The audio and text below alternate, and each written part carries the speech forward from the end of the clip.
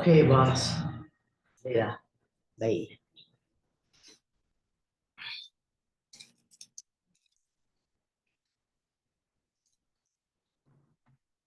Okay, everybody's on. It should be good.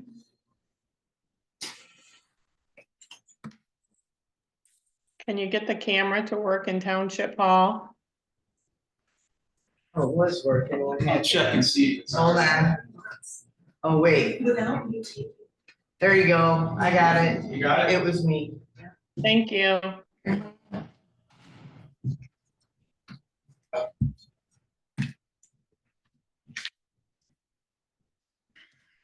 Now you can see, right, Connie?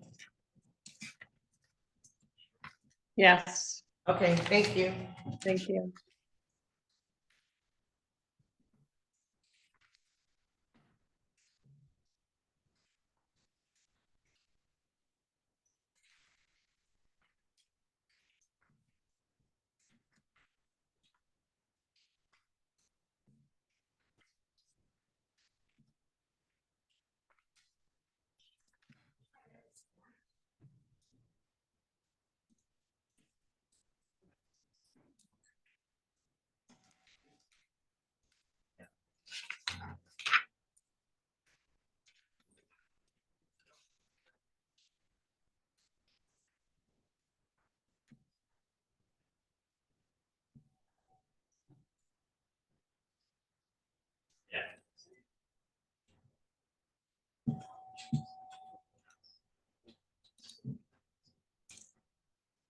I'm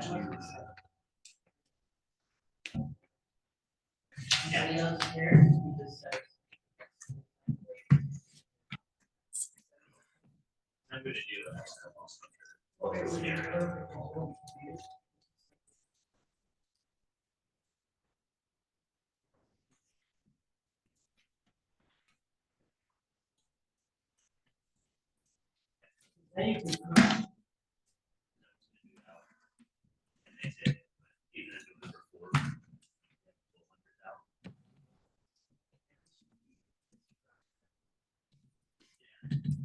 He just said, somebody just signs up, I'm not responsible, I don't care. I said, okay. Heidi, are you ready? Yep. Can you close the Venetian blind behind, off to the east there? No, the other one, the other one. I There you didn't go. post it. Are we waiting for our Della this morning? I don't know. See her. I've not heard from her. She's not in the hall, so.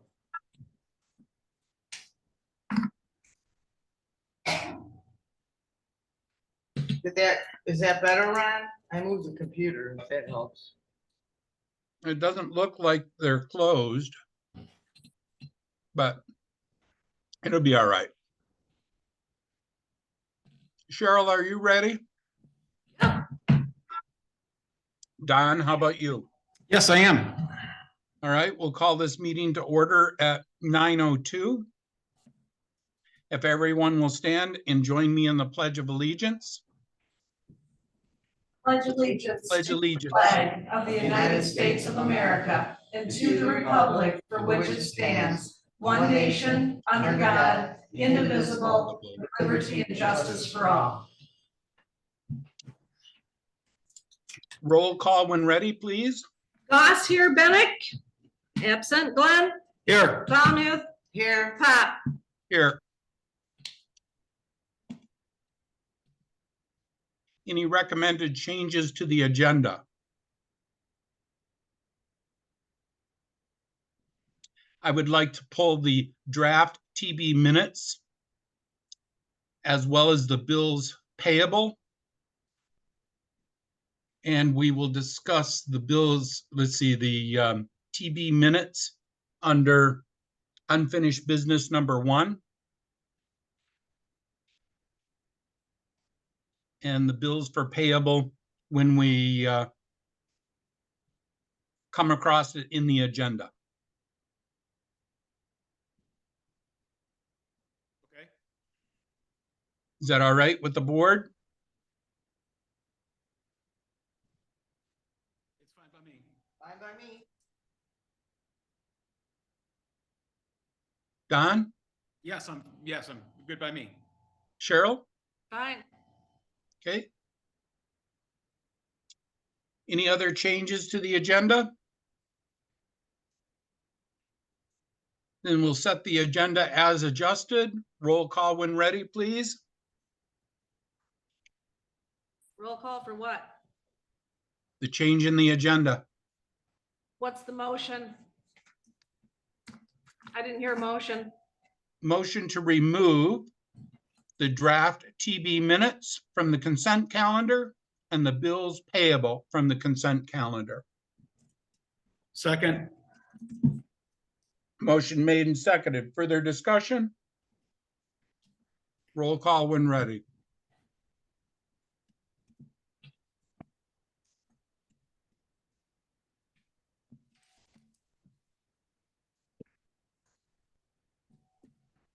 Ahmed, Yes.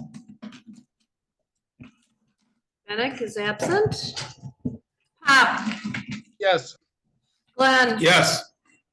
Goss, yes. motion passes. Any declaration of conflict of interest today? Hearing none, we'll move into public comment. How about public comment in the township hall today? Anyone wishing to speak, please move to the lectern.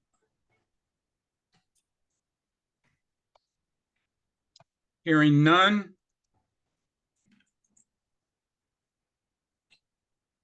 We'll move to Zoom. Anyone on Zoom wishing to make a public comment, please use the raise your hand function and we will call on you. You have one right now, Karen? No, I have no hands up at this point. Okie dokie. Apparently no hands. Okie dokie. Nope. So that will bring public comment to a close.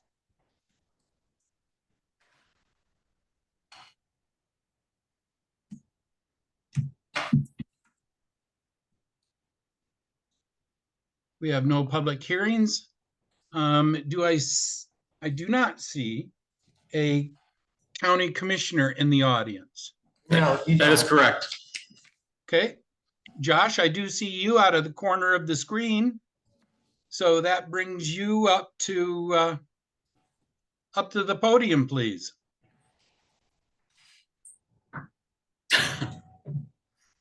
Good morning. Morning. So, yeah, July was a nice, I'm gonna close one blind. No, I'm gonna turn the air on. Oh, no worries.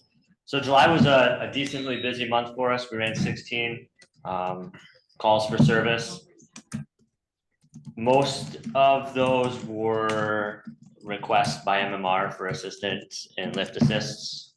So we were pretty busy with that. Something that I did this month that you'll notice in the board packet for the public and for the board is I broke down our turnout time and our response time.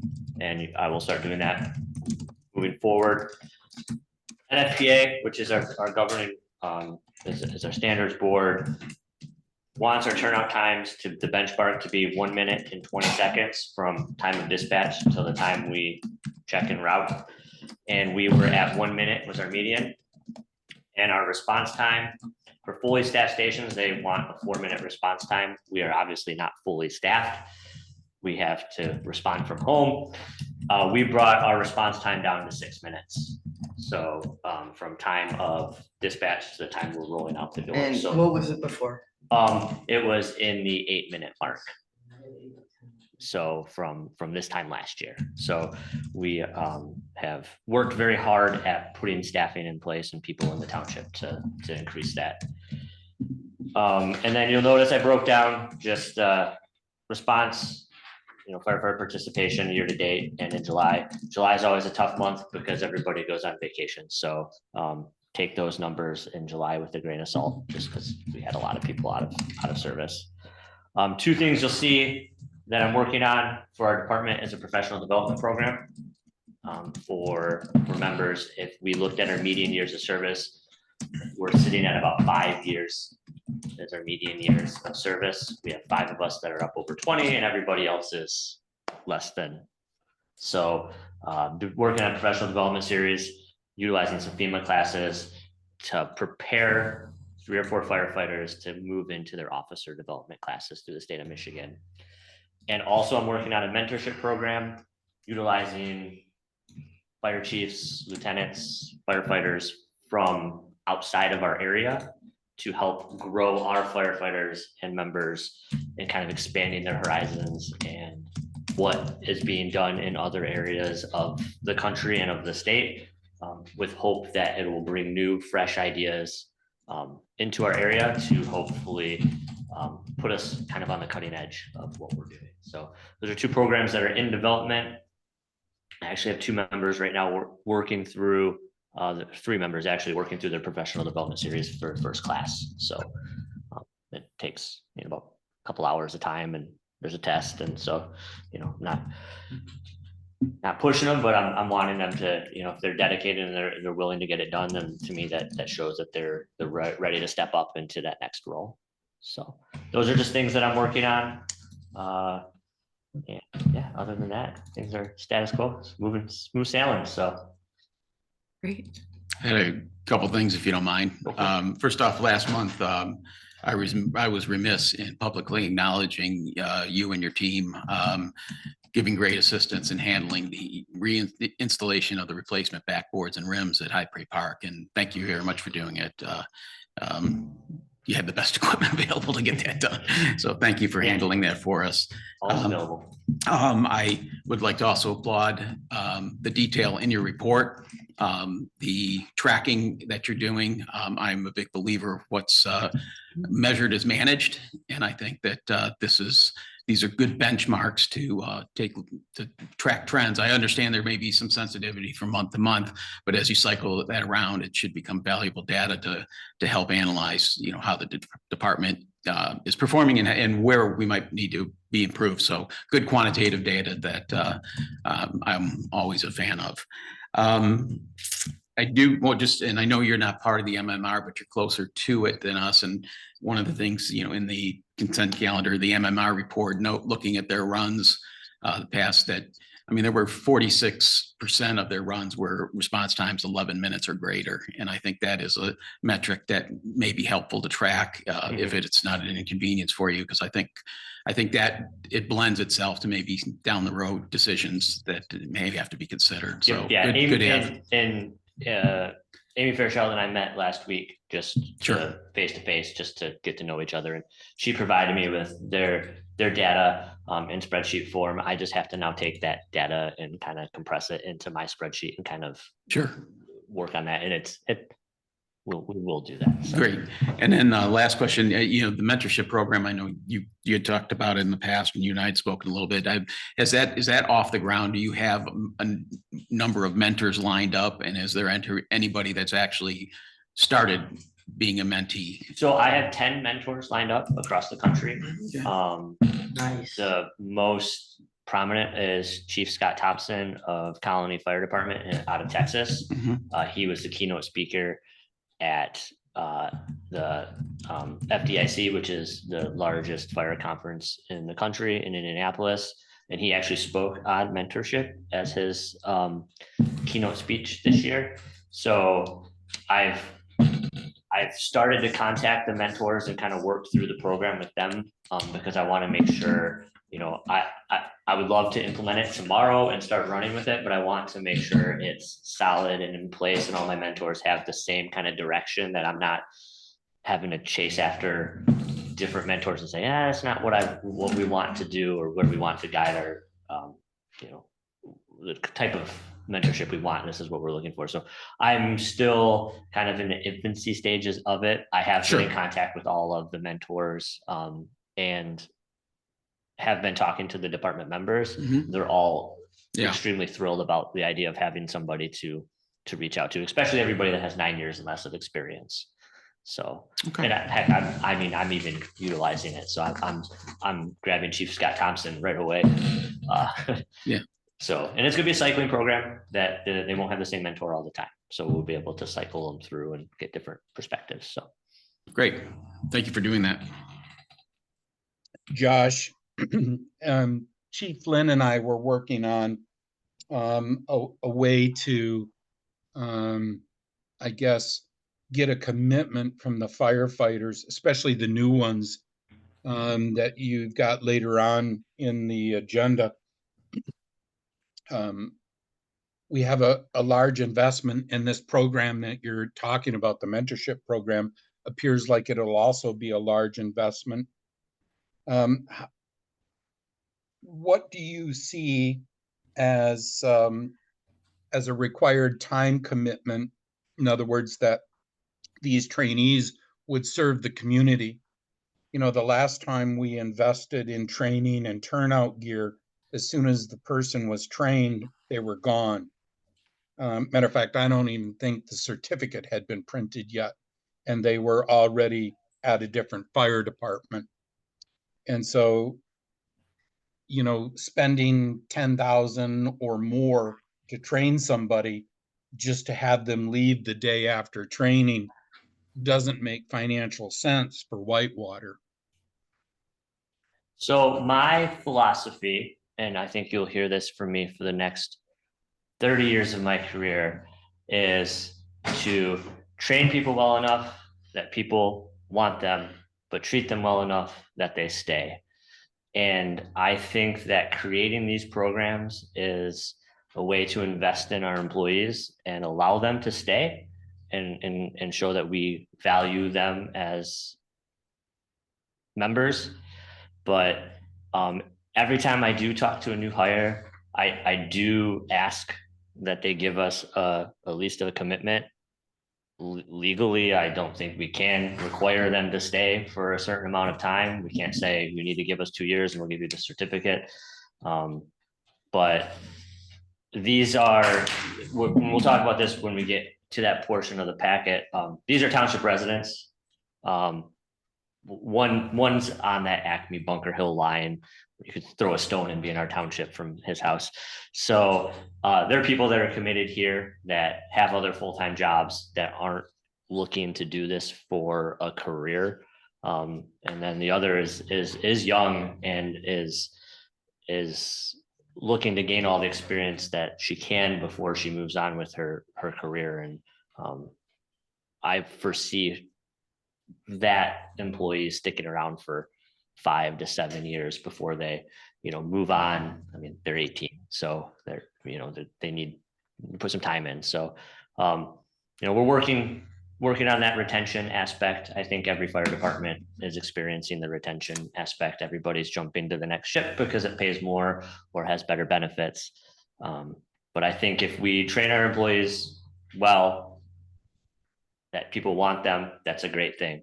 It shows a lot of respect in our training program and in our department and in our township. But if we treat them well enough, they're not going to leave. Let me ask you what our benefit package is at Whitewater Township. We, for volunteers, obviously don't have one. Okay. We pay. Thank you. So how about a wage? We have the best wage in the county for part-time firefighters.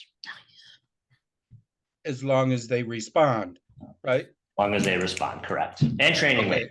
They come to training. So the average income of our volunteer annually is how much? That I do not know. Can you guess? I probably made $10,000 last year. And what do you think the average Metro fire responder makes? Part-time or full-time? Part-time. Part-time? They're probably the same, if not more. I mean, I wasn't able to make a career out of it being a part-time firefighter for Metro. And that's my point. Anybody wishing to make a career out of this, I've been on record with Chief Lynn that I believe we need to have a paid staff. And that's my encouragement to him as well as you to work towards. Now, that is, as we've indicated earlier, when you brought a couple of business items forward regarding part-time and full-time staffing. That is going to have to be something we take to the public, I believe.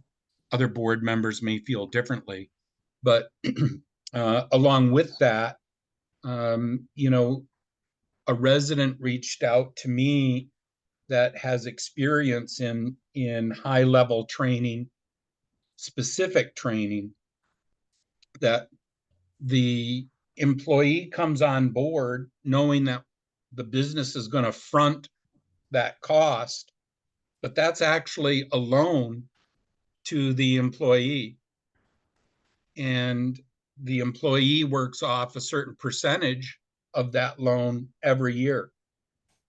10%, 20%, 25%, you know, whatever the case might be. And so that business model is out there in different fields. I don't know if it could be adapted to fire, but it's certainly worth looking into. Definitely worth looking into. I'd like to point out, one of the members that are in the packet coming up, the only investment is turnout gear that we'd have to make in that employee at the current moment, which we have access turnout gear at the current moment, so we could outfit them with gear that's not quite expired yet. We got a couple more years on it, so that way we can ensure that that employee stays with us and we're not having to invest large sums for training. The younger Grace, we will have to fund her to go to fire school. She's putting herself through EMT course at the current moment. She's paying her own way through that. So, but I agree. I would love to look into that model with the payback. But, you know, I look at these newer hires as kind of replacing some of the members that are getting older in our department and they're going to get ready to retire. And we just need to bring our average age down because that just shows vitality in our department and does give us, when we do make the decision to go full time or have staffing, that obviously we're going to do an external search and look, you know, put it out for everybody, but we also can have people that are ready in the wings, ready to jump in, that know our township, that we could hire from within too. So kind of the best of both worlds. That's all I have. Thank you, Ron. It was just, apparently, are we discussing this now? We're gonna discuss it later, that it was nice to see those two employees are like opposite right now, so they can like mentor each other at the same time. Mhm. Impressive, sir. I would have liked to seen their addresses with their names, but. that's Yeah, okay. I just personally chose not to put their addresses out That's in all the right, public. as So, long as we know they're within the community or close to the line, I'm good with that. yep. But that is all. Anything else for Josh? I'm good. I'm good. Okay, Cheryl. Awesome. Thank you. Thank you, Josh. Heidi, anything additional on the planning commission? Other than what's in my report, they would really like us to address short-term rentals somehow. That's what I was supposed to bring to you, and we should be having a joint meeting shortly down the road to discuss the zoning ordinances. All I got. Okay. Any questions for Heidi?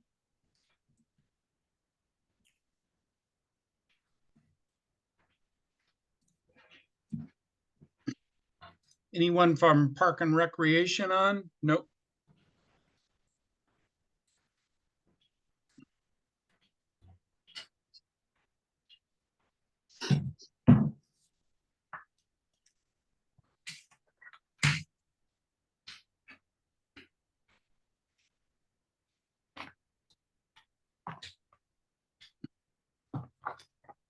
So that takes us to the consent calendar.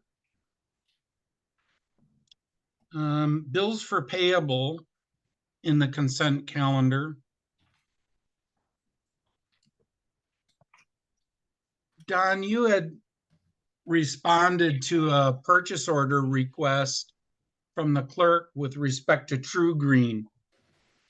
And I'm recalling from memory, which is probably kind of dangerous, but you indicated that you had not commissioned their service this year at the township park. Is that correct? Well, I believe the inquiry from the clerk's office was who had done that, and I had simply replied back that I had not seen a True Green contract this year. Last year it was forwarded to me as it came into the township hall, and then I brought it to the board for approval, but the inquiry came as to who had signed it. I just simply said I had not seen one. So Cheryl, do we have a contract on file with True Green? We do. Andrew Butler signed it. Ah, okay. But did he sign it for last year or this year? I signed for last season, so He must Andrew have signed for wasn't this. Andrew wasn't on board yet when I got the True Green contract. I believe it was signed in the fall for this year. Yeah, I could have been. I just, Okay. like I said, I never saw one for this year.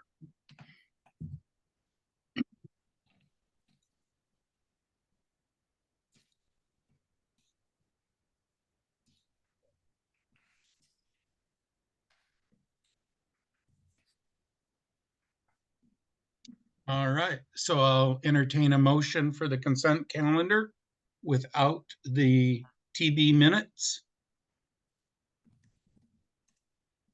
I'll second.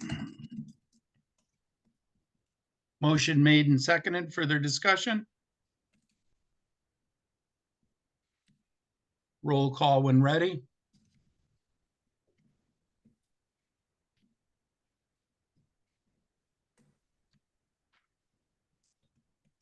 Glass, yes. Valmuth, No. Glenn, Yes. Pop, No. Bennett. Absent.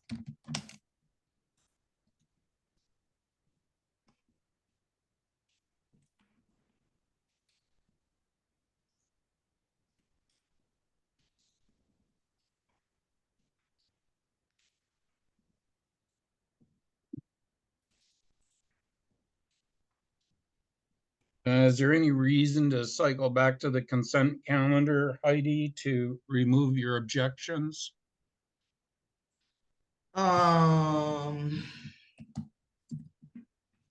Remove anybody who was late reporting in for the agenda. So anything you received after August 1st.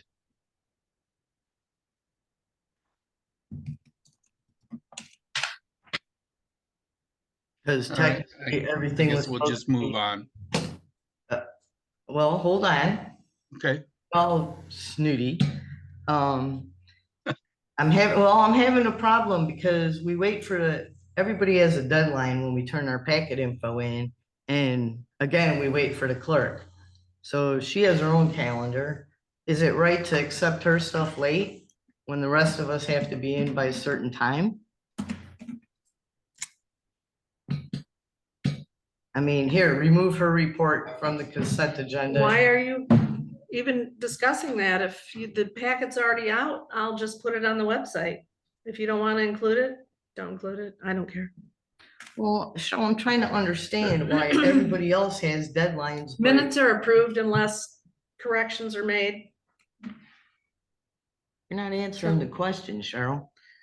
And Why? I've told you that my packet items will not be out more than 5 business days in advance of a meeting.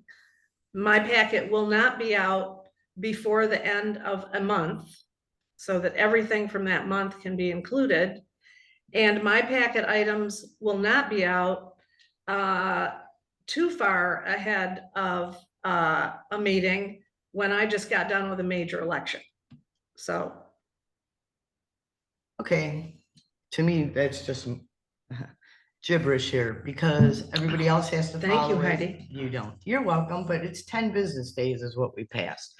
I know, but the So- packet isn't on the website anywhere close to 10 business days ahead of time. Because half the time we're waiting for you. No, I don't think you're Okay, waiting for but- me. I think you're waiting for Pop to get his business items done. Okay, you can think whatever you want. Is there a new motion? Otherwise, we need to move on. I'm gonna make a motion to approve the consent calendar minus the clerk's report.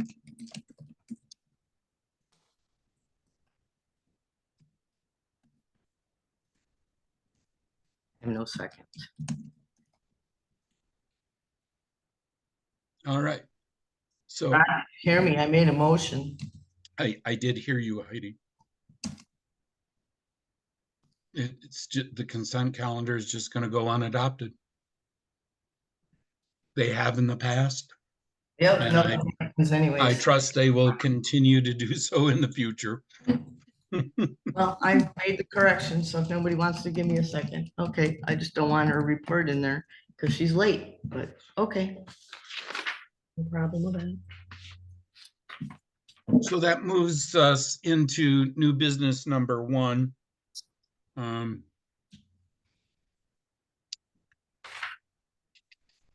I'm sorry, unfinished business number 1.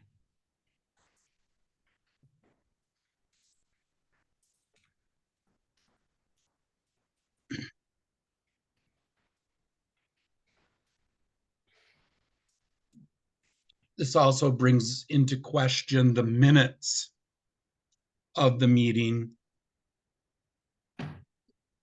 where Goss makes a statement indicating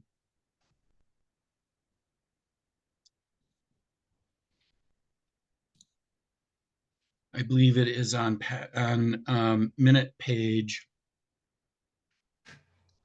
Can everybody open up the minutes, the draft minutes from the Township Board meeting 7/9?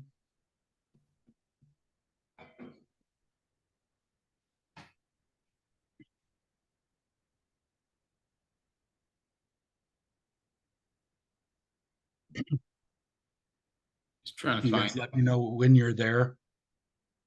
I'm there. Do you know what page it is? Yes, page 4 of the minutes, Don.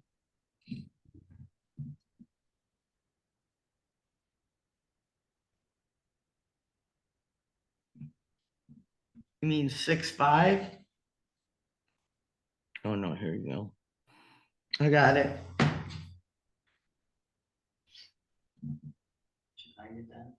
Get a cursor. We're discussing the agreement with Beds 24 and authorized.net. Goss makes a personal statement. Goss agreed to see if the clerk's office was provided with the documents by POP back in 2014.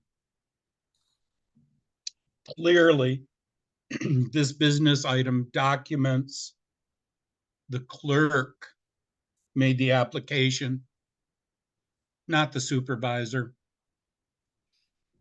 So that statement needs to be stricken from the minutes. And it is just a personal comment. It is not an actual board action. So Goss doesn't include other people's personal comments.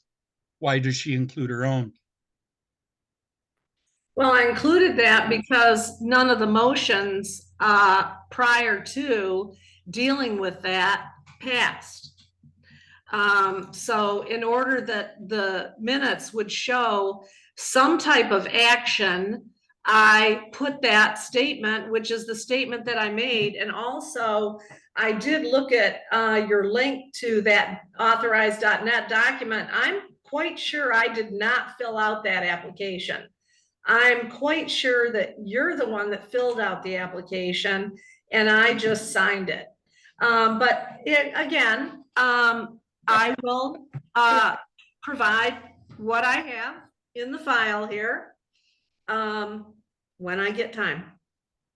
And also, when I was managing the park, we deactivated every fall authorized.net and FIS. So we did not pay those monthly fees during any of the time or almost none of the time that we were not having income come in through the online reservation site. This is off topic. excuse me, then in the. No, spring- excuse me, I'm keeping the Excuse meeting me, I have online. a right to make my comments and I will continue to make my comments and you're interrupting me. Yes, I in the am, because spring, your we comments need to be reactivated the with respect to the authorized.net agenda and the that's in front of FIS us. accounts right before we ran the seasonal credit cards and right before the reservation system went live. You guys haven't done that. You don't know what you're doing. You haven't done that. You continue to incur all of these massive fees. The $29.95 a month from authorized.net is a drop in the bucket to what you were paying through FIS. And so this was your job to deactivate and then reactivate those accounts, which you can do with a simple email or live chat on their websites. And it's a very simple, very untime consuming process to do that. And you would not have incurred these fees. Also, as soon as you knew you were going to Rover Pass, you should have deactivated those accounts because they're not needed. So I don't know why that wasn't done. I don't have access to either of those accounts anymore. Haven't had access to them for a very long time. So it's your own fault that you have continued to, and I don't know, I think the last time I got a receipt from Lois for credit card fees with respect to the park, it was only one of them. So apparently you did something to deactivate one of them. But I mean, that's the either the park manager or whoever's working for the park responsibility to take care of that. So I make a motion to stricken the language. Goss agreed to see if the clerk's office was provided with documents by POP back in 2014. Looking for a What's your second. motion? I wasn't ready for it. Motion I'm by looking Pop. for a second. Get it off the recording, Cheryl. You've taken up too much time. Sure. Yeah, when you're talking, it's all good. And then when I want to talk, you got to cut me off. I'll second. My comments. Thank you, Don. Roll call. Any further discussion? Roll call when Yes. ready. That will not be stricken from the minutes. I don't care what the vote is on the motion. It will not be stricken from the minutes because it is factual and it was made. Well, clearly, So- we have your signature on the application, Clerk Goss. So you can deny whatever it is you want to deny. But the fact is, you That's not what the lied. motion is. I did not lie. I did not lie. I did not lie.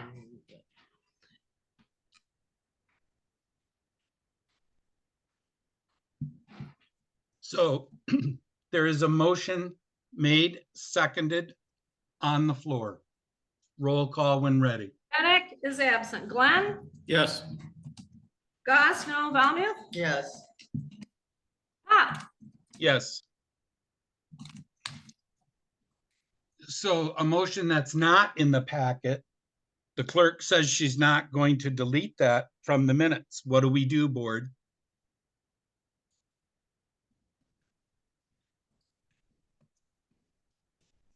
I don't know. Now I'd have to investigate that.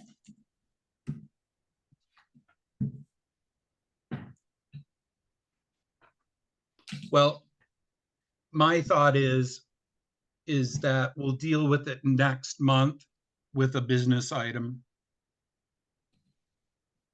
You're gonna have to, because I'd like to do some homework on it. Yeah. The clerk would be responsible for posting false minutes. Okay.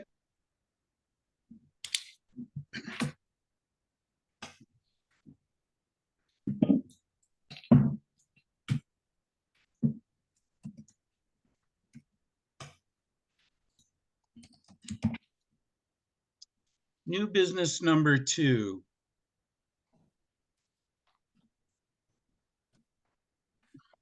You mean unfinished?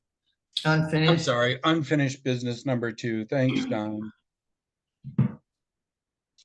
On packet page 56, I will make motion number 1, motion to update the zoning administrator job description, general provisions to include develop notices, post and publish all regular and special and rescheduled meetings, and all legal notices for Whitewater Township Planning Commission and Zoning Board of Appeals as required by the Open Meetings Act.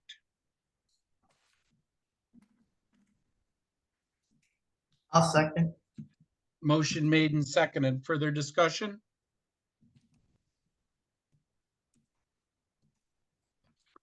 The only thing I have to bring forward, which I think we cover later on in the agenda, you know, each body that operates in the township is actually going to have to elect or somehow appoint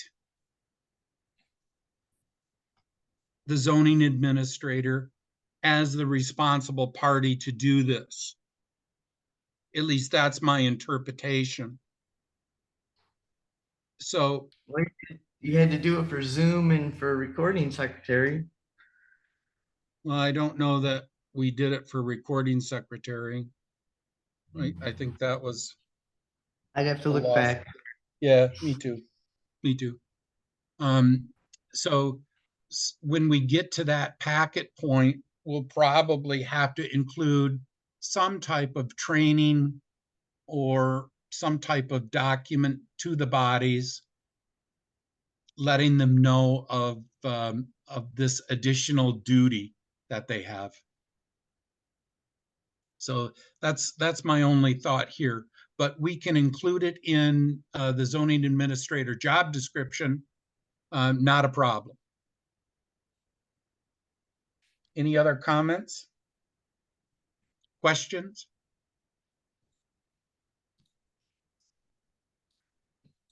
Roll call when ready.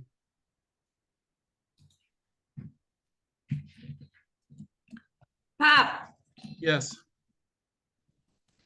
Goss, no, Valmuth, Yes. Bennett is absent. Glenn, Yes.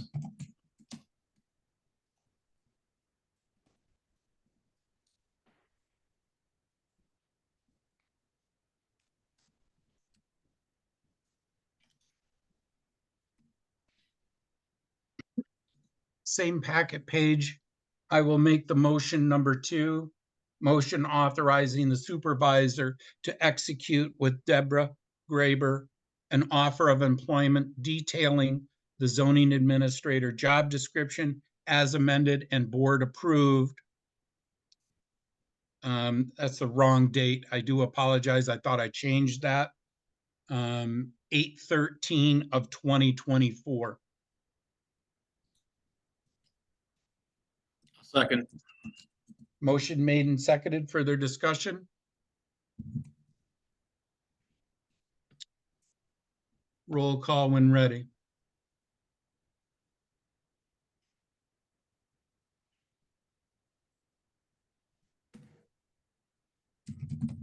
Glenn, Yes. Pop, Yes. Bennett is absent. Goss, no. Valmuth, Yes.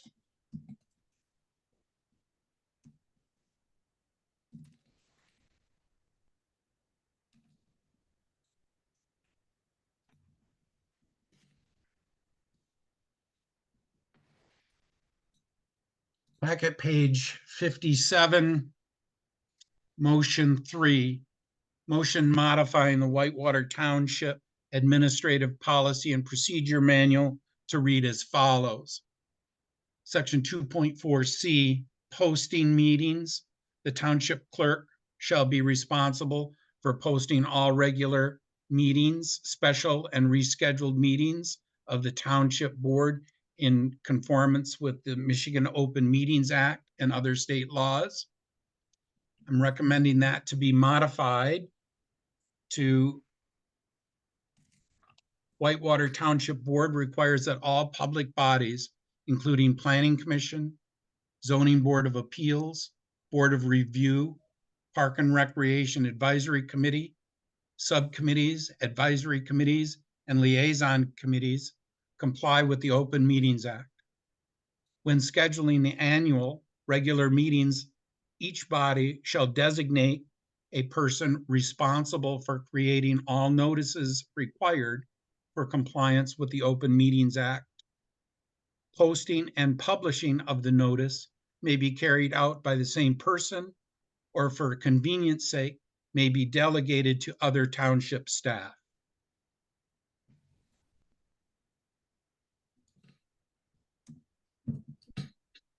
I'll second. Motion made and seconded. Further discussion?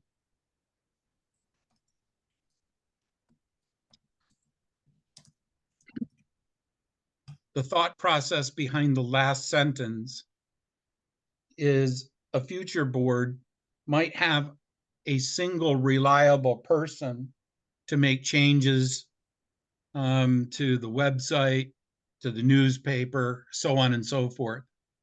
Currently, we don't have that, which prompted these changes. So I think this language would allow that possibility should it arise in the future.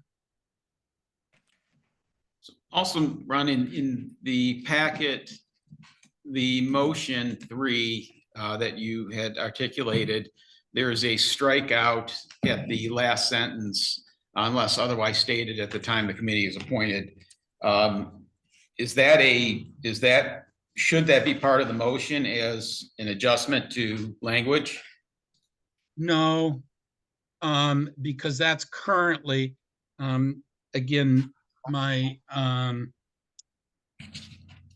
Adobe is no longer supported, and I'm having difficulty with some of the placement of this stuff. That struck language is actually in the current and belongs above this paragraph, quite frankly. And so I believe that the township board long ago has come to the consensus any subcommittee needs to follow the Open Meetings Act. So there is no question about when minutes need to be taken, when notices need to be given.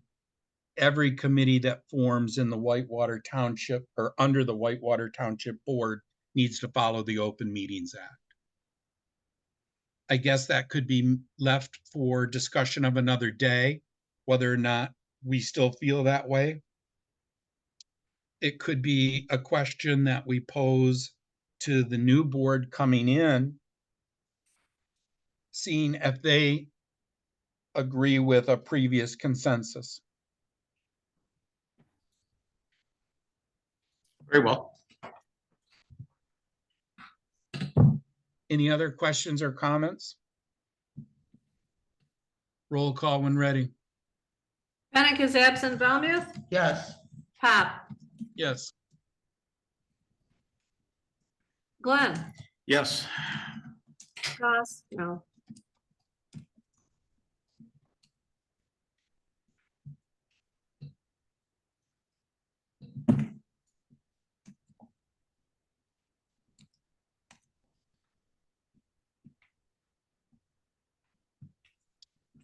Unfinished business number 3.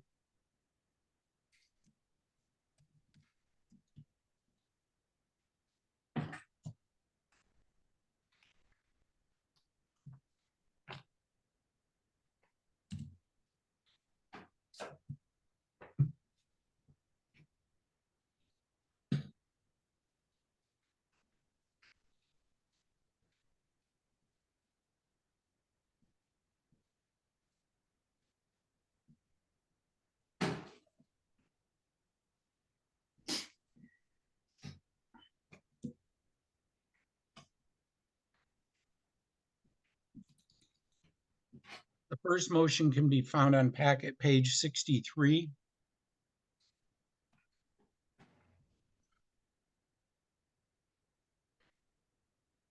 This one looks like it lines up correctly. So the stricken language in red is the existing policy. The red language that is unstricken is what I'm recommending, section 6.3A read. The Whitewater Township Board requires that all public bodies, including Planning Commission, Zoning Board of Appeals, Board of Review, Park and Recreation Advisory Committee, subcommittees, advisory committees, and liaison committees comply with the Open Meetings Act. When scheduling the annual regular meetings, each body shall designate a person responsible for creating all notices required for compliance with the Open Meetings Act.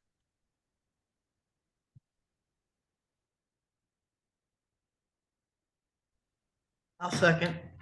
Isn't there There's continued, more? isn't there more on the second? Doesn't that bleed sorry, over to the yeah. next page? Yep, thanks.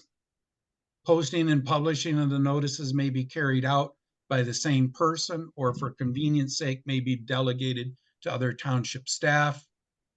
All township notices shall be posted on the Township Hall Information Board, the outdoor kiosk, township website homepage, and if necessary, the electronic activity calendar. That's motion one. I'll remove my second, re-second. Motion made and seconded. Further discussion?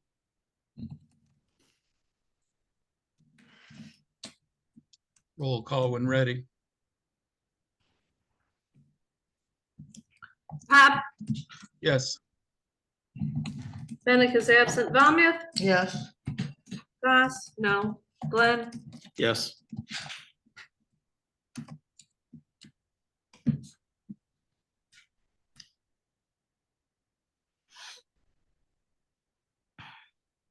Motion two. Section 6.3B, public and legal notices shall read. At the first meeting of the calendar year, all public bodies operating within Whitewater Township, including the Planning Commission, Zoning Board of Appeals, Board of Review, Park and Recreation Advisory Committee, shall designate a person responsible for creating all notices required for compliance with the Open Meetings Act. Posting, publishing, and mailing of the notices may be carried out by the same person or for convenience sake may be delegated to other township staff. And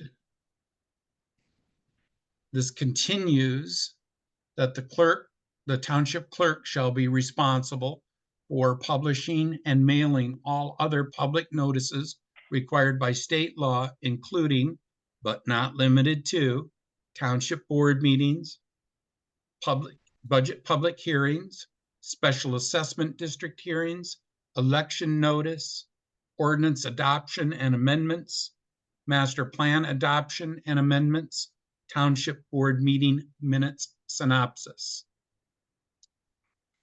Continuing, all township notices shall be posted on the Township Hall Information Board, the outdoor kiosk, the township website homepage, and if necessary, the electronic activity calendar. I'll second. Motion made and seconded. Further discussion? The red language is added. The black text is the current language in addition to what was struck. Any questions? No, I answered my own. Thank you. Okay, Heidi, No, I'm good. Cheryl, nope. roll call when ready.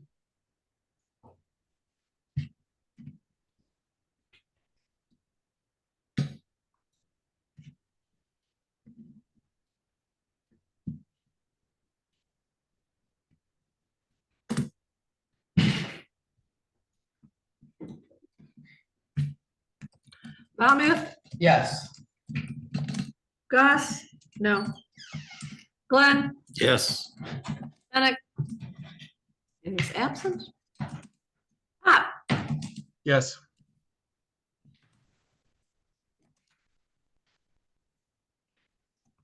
Moving on to motion 3 in the same business item. Motion modifying Whitewater Township Administrative Policy and Procedure Manual, Section 2.4C, to read as follows: not used.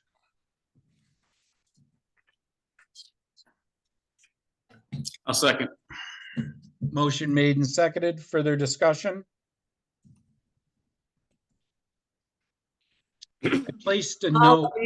all of these policy changes really don't amount to a hill of beans. In 90 days or just slightly longer, there's gonna be a new board sitting at this table who can make any policy that they want, including totally revamping all of these policy changes. So it's a waste of time, but I'm ready to vote. Good. So the township board may instruct me, I guess, to eliminate 2.4C and renumber the entire provision. What's your thought about that, board? I don't necessarily see any reason to do that. It just seems, I mean, you got the historical document and you have the current that ties to the same section that it's not being used. I think it avoids confusion if you just leave it numbered the way it is.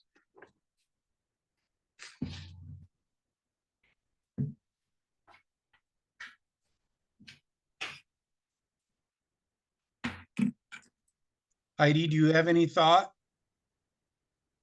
Well, you gotta follow the consistency of the document. I mean, does it matter? I mean, I understand what Don's saying and I understand what you're saying, but you still have to have it numbered properly. Does it matter? Or if you put in these policy numbers, is everything gonna just realign?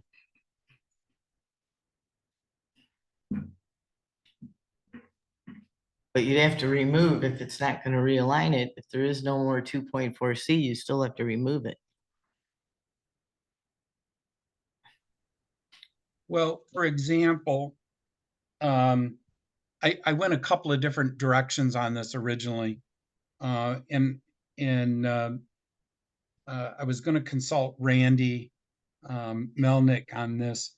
You know, our zoning ordinance had several sections in it that said not used. And section or Article 27 comes to mind. I think that was like sensitivity, environmental sensitive lands or something like that. And I think the verbiage not used worked in the zoning ordinance. And so that was kind of the impetus of leaving that in our ordinance. As Cheryl pointed out, in about 90 days, a new board may want to add a section to section 2, and C will already be there for them to use. So unless there's no objections, this would be the much easier way to go. I've already stated my opinion. I think we'd leave it as is, but But then you're giving them something that's not. So 2.4C will just say not used, correct? Yep. Might as well just leave it. I mean, until we get a better clarification on it. Whether you leave it in there or not, doesn't really matter to me. Okay. Any further discussion? Roll call when ready.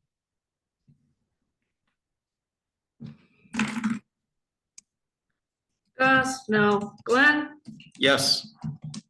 Danica is absent. Pop, Yes. Falmouth, Yes.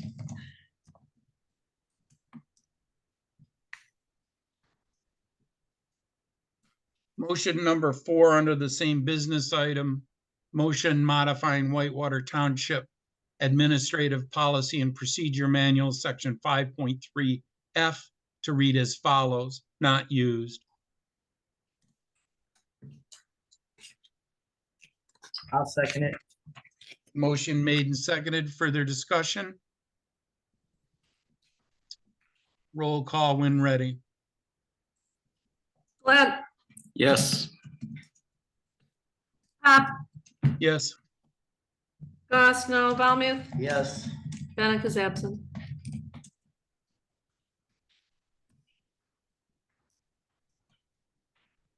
Okay, that brings us to new business number 1.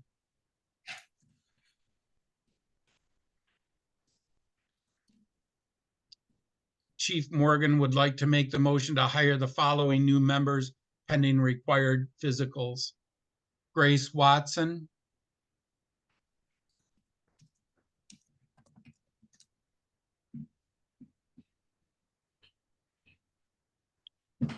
I would make the recommendation or 2 motions. So each person gets their own motion. That may help us avoid some confusion later on. So if the board was waiting for me to announce the second name here, I wasn't going to make the motion as specifically written. Okay, I'll second that.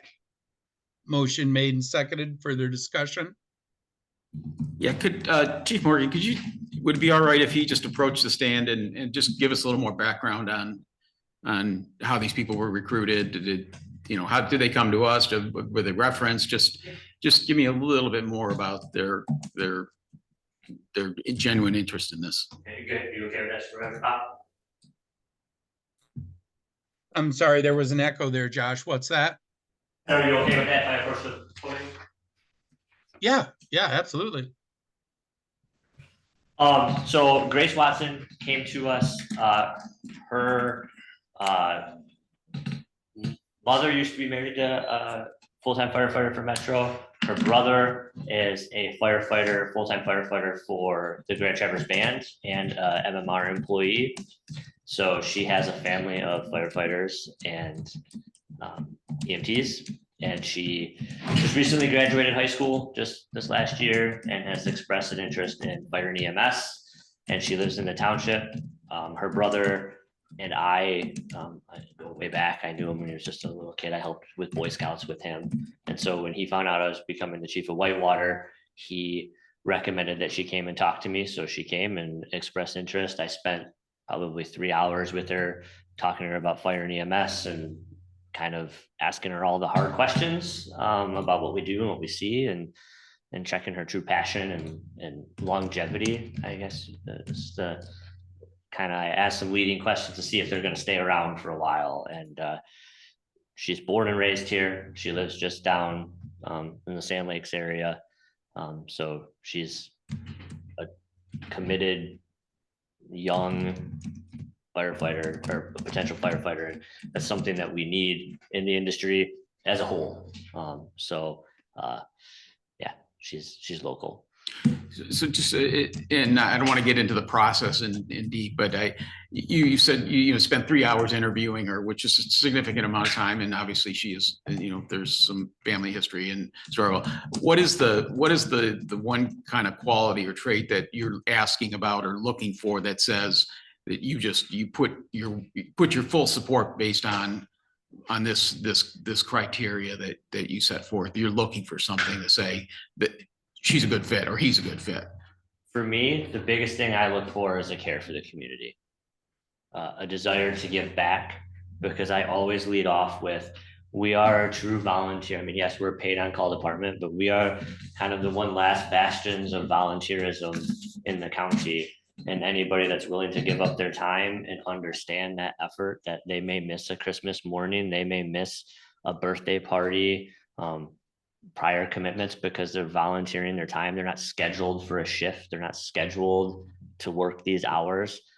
If they look at me straight in the eyes and say 100%, and they're willing to give back to the community that they live in, that's huge for me because. Okay, great. Thank you. Don't go too far because I'm gonna have the same questions on the It's all good. side. So, okay, I'm good. I'm good, Ron. Heidi, what are your thoughts?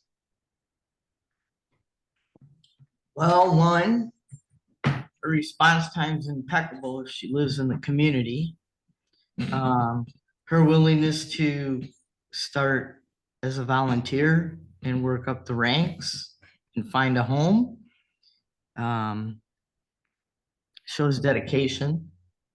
It's kind of interesting that these two characters are reversing the training, so they can kind of mentor each other. So, nice find. And it looks like she could dedicate a life in our community. Does she own a home or does she live with? I believe she lives with her parents currently. They have a farm, so she's Busy, she's very right. into I mean, I haven't seen her for last week because of the fair, but she's very involved in 4-H and those things. So I Which think shows you another characteristic of volunteer. There's another volunteer avenue. I have no problem. I'm good. Well, I'm gonna reiterate what I said earlier. I mean, Josh, thanks for being upfront. Obviously, several other members of her family have made a living career in this industry, and we want to support that. But here is a person that we're probably going to have to outfit with turnout gear, correct? no, she actually, I let her try on my old set of gear last week just to see if we had anything for her, and she fit perfectly in my old set of gear, which still has about 4 years of life on it. So Awesome. Reusing. the only thing, like you said, yes, you are correct. We will have to send her through fire school. And how much is that training, Josh? I want to say it's about $2,500, which we have money budgeted for training. So. And so if I understood your statement correctly, the gloves fit her, the boots fit her, the helmet fits her. So there's no additional expense. No additional expense, correct. So, I want to encourage young people, and I concur with everything that you say about the programs and trying to get younger folks into the fire industry. And hopefully by the time she graduates from the Northwest Regional Training Center, that we might have a place for her where she can make a living. And I just want to point out to Heidi that just because a person lives in the community, Heidi, does not mean that their employer allows them to leave to answer calls. I understand that. We have a number of responders that are in that situation. And while I fully understand their employer's predicament and appreciate their service when they can, it's just another argument to look towards the public. And maybe we even start this public outreach program as our board. And if the new incoming board wants to follow up on it, great. If they want to let it wither, that's up to them. But I think some preliminary questions or asks of the public, maybe even a survey about response times is appropriate. But that's a different topic. I apologize. I'm gonna make one more comment. Having been a volunteer myself in fire and police for 30 plus years, I've had teams where everybody lived in the community and a board member didn't like that, so they took care of 3 teams that way, leaving the community with no more volunteer help and the next step we had to take was realigning the ordinance to make sure that you lived within 30 minutes from the town or from the village line. So it can go both ways, Ryan. It's a 50-50 chance, but I'm gonna say most people stay with their mentors in this type of career. I know I did. I know several other people that stayed with their mentors. And at the end of the day, it was my mentors that were my team. So at the end of the day, your mentors could be stepping up to be your team. So I get what you're saying, but I'm going to give her a chance. Well, I'm not sure how to say that, but, or how to respond to that, Heidi, just that if that were true, Josh Morgan would be at Blair Township. So I'm ready to vote. Any other questions or comments? What's that? I can't look back in the past and say what I have done with my decisions, because You're standing here. I'm standing here serving this township now. Right. Are we ready to vote on Grace? Yep. Roll call when ready. Almuth, Yep. Bennick is absent, Pop, Yes. Glenn, Yes. Goss, yes.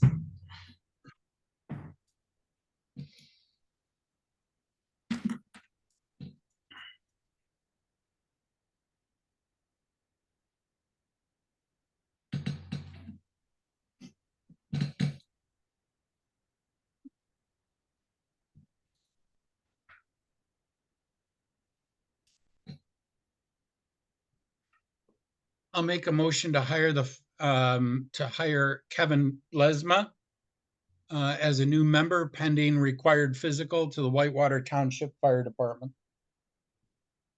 I'll second the motion. Motion made and seconded for discussion. Yeah, just go over the same details. I guess how he came to us, why you're convinced he's core. And then I guess I'd add on, the turnout gear. I think you mentioned that earlier, but if you could just restate, I think you said he had his own turnout gear. And maybe just tell me about him again. So Kevin was one of the people who actually reached out to us. He came in to work one morning. There's a voicemail on the answer machine stating that he was interested in joining Whitewater Township. He lives over off of Bunker Hill in the Acme side, but stone's throw away from our township line on that side. For us, we don't have a ton of people that live in that quadrant of the township. So I entertained bringing him in to meet with him. He was a pre-service candidate at the Northwest Regional Training Center this academy session, which means he funded, or the state funded. He put in for state funding, got through Michigan Works, got funded to go through Fire Academy on his own. He was not sponsored by a department. He and his wife, like I said, they're young. Well, young. He's a little bit younger than me. So he's not that young, I guess. So he's in his 30s. He has shown to be extremely dedicated already. These members, I'm not asking them to come do trainings with us, but I say, hey, our trainings are Monday nights if you want to come and meet the team. And I only require them to do that once, just to get to know the guys and the girls and see kind of how they meld together, if it's a fit, if they go to start talking to people or if they kind of stand off in the corner. He came right in and just started talking to the members, and he showed up the following Monday. They're not doing anything during these trainings, so I don't want you guys to think that I'm sending them through their paces, but they just stand around and talk, and they socialize, sit around the kitchen table with us after training's over. And he just fit right in. And it's kind of rare sometimes when you have that member that just feels like they've been part of the department for 10 years. That's Kevin. Like he stopped in last night just because he knew I was there and sat around for 45 minutes and just chatted. He's bored. And so he he has the same thing that Grace did. I mean, obviously he did pre-service. He didn't get sponsored by a fire department, so that shows that he actually wants to do this himself. He could have easily been with Metro, but he wants to still have that volunteerism aspect, that giving back to a community that even though he doesn't live in, he is bordering. And yeah, he just with him, there is no secondary investment. He's funding himself through EMT school. He's already got his fire certs. So I have not set him with gear yet. He's a little bit taller than me, so I have to go through some of our gear and make sure he has something. But there's something, we have enough sets of gear. There's something there that we could outfit him for at least a couple of years to get ready. But obviously turnout gear, you know, it's only good for 10 years. So Can you make alterations on turnout you gear? cannot. Nope. But you know, turnout gear is only good for 10 years. So obviously we would budget every year for new sets of gear, and we only have 16 people. You know, it's kind of easy that I get somebody else new gear that has been on the department for 9 years. And then transfer his I down, transfer his right. down, which Good is idea. in my plan. So. Okay, thank you. No further questions for me. Heidi? I don't have any, because that's how I stepped up into the volunteer field. I just walked into the firehouse one day, or the police station one day, so he's doing what he needs to do, and if somebody's walking in, that's dedication right there, because they already have a plan. And he's already gone through Michigan Works. He wants to stay independent. Nice. I'm good. Again, I'll say this, Heidi, following up on what this person has already accomplished on his own. Clearly, I think he wants to make this emergency services his lifetime passion. So here's a high risk candidate, in my opinion, and certainly, as Josh has described him, a high value candidate for us to keep. And again, more encouragement for this board and any other board member future board member that might be listening. We need to figure out a way to keep these folks in the township. And another note that I have under this person, and I apologize, this probably takes us back to your fire report, Josh, which indicates that MMR requested a number of assists. What vehicle do you have in place to where we can bill MMR for those assists? Because we're paying what, north of $350,000 annually to have that service, and we have to supply help to them. Is that There is no vessel in place currently. It is something we can look into. I think we, as the board and myself, maybe some of us meet and just discuss what that would look like. That was part of one of the reasons why I met with Amy Fairchild from MMR. And since the month has ended, we have not been requested, because I let them know what costs were incurred to us in our budget for those responses. I think that they just had a few of their members that were requesting us for other reasons that they had to handle on an employee personnel wise. That is not in my, I mean, I have no control over their personnel. So they've been advised to only request us if a patient is over X amount of weight, or they're in a peculiar situation that they just need help moving. Sounds like you fixed the problem, maybe. So I may have fixed the problem. I will report back to the board next month.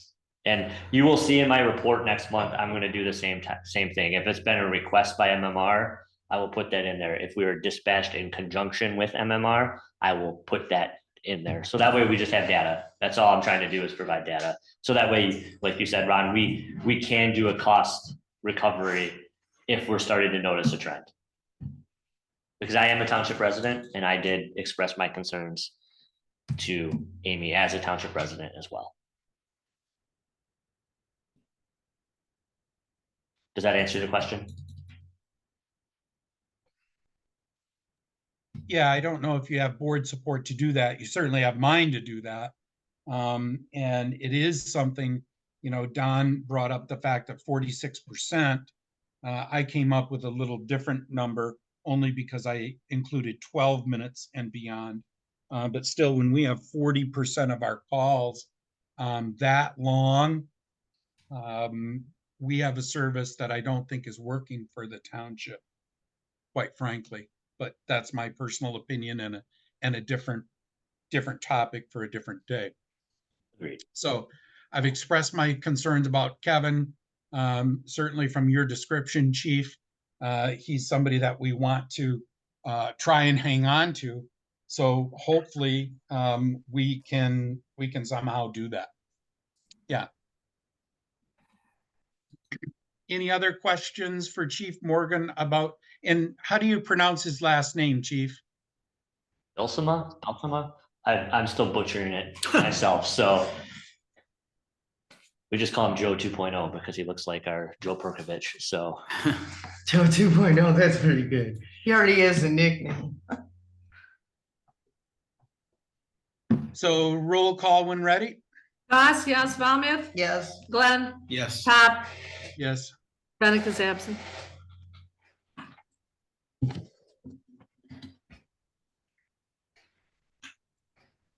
Thank you. Chief, did I understand you correctly when you said we now have a roster of 16, so this would make a roster of 18? This would put us up to around 16, correct? And we had some Elk Rapids members on the north side who are interested in joining our department as well, but that's for future. We're still working that out. So we're sitting pretty, I think, around 14 to 16 currently. Okay. Mine yesterday. Yeah, we had 6 people respond to that PI. Beautiful traffic scene, by the way. Thank you. I was impressed. Thank you. So. Awesome. Thank you.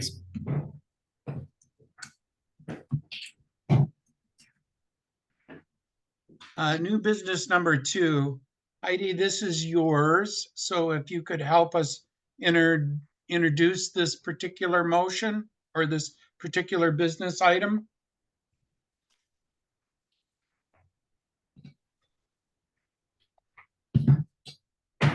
I'll make a motion to discuss the newsletter issues and possible solutions or resolutions to policy 6 of the Whitewater Township Policy and Procedure Manual.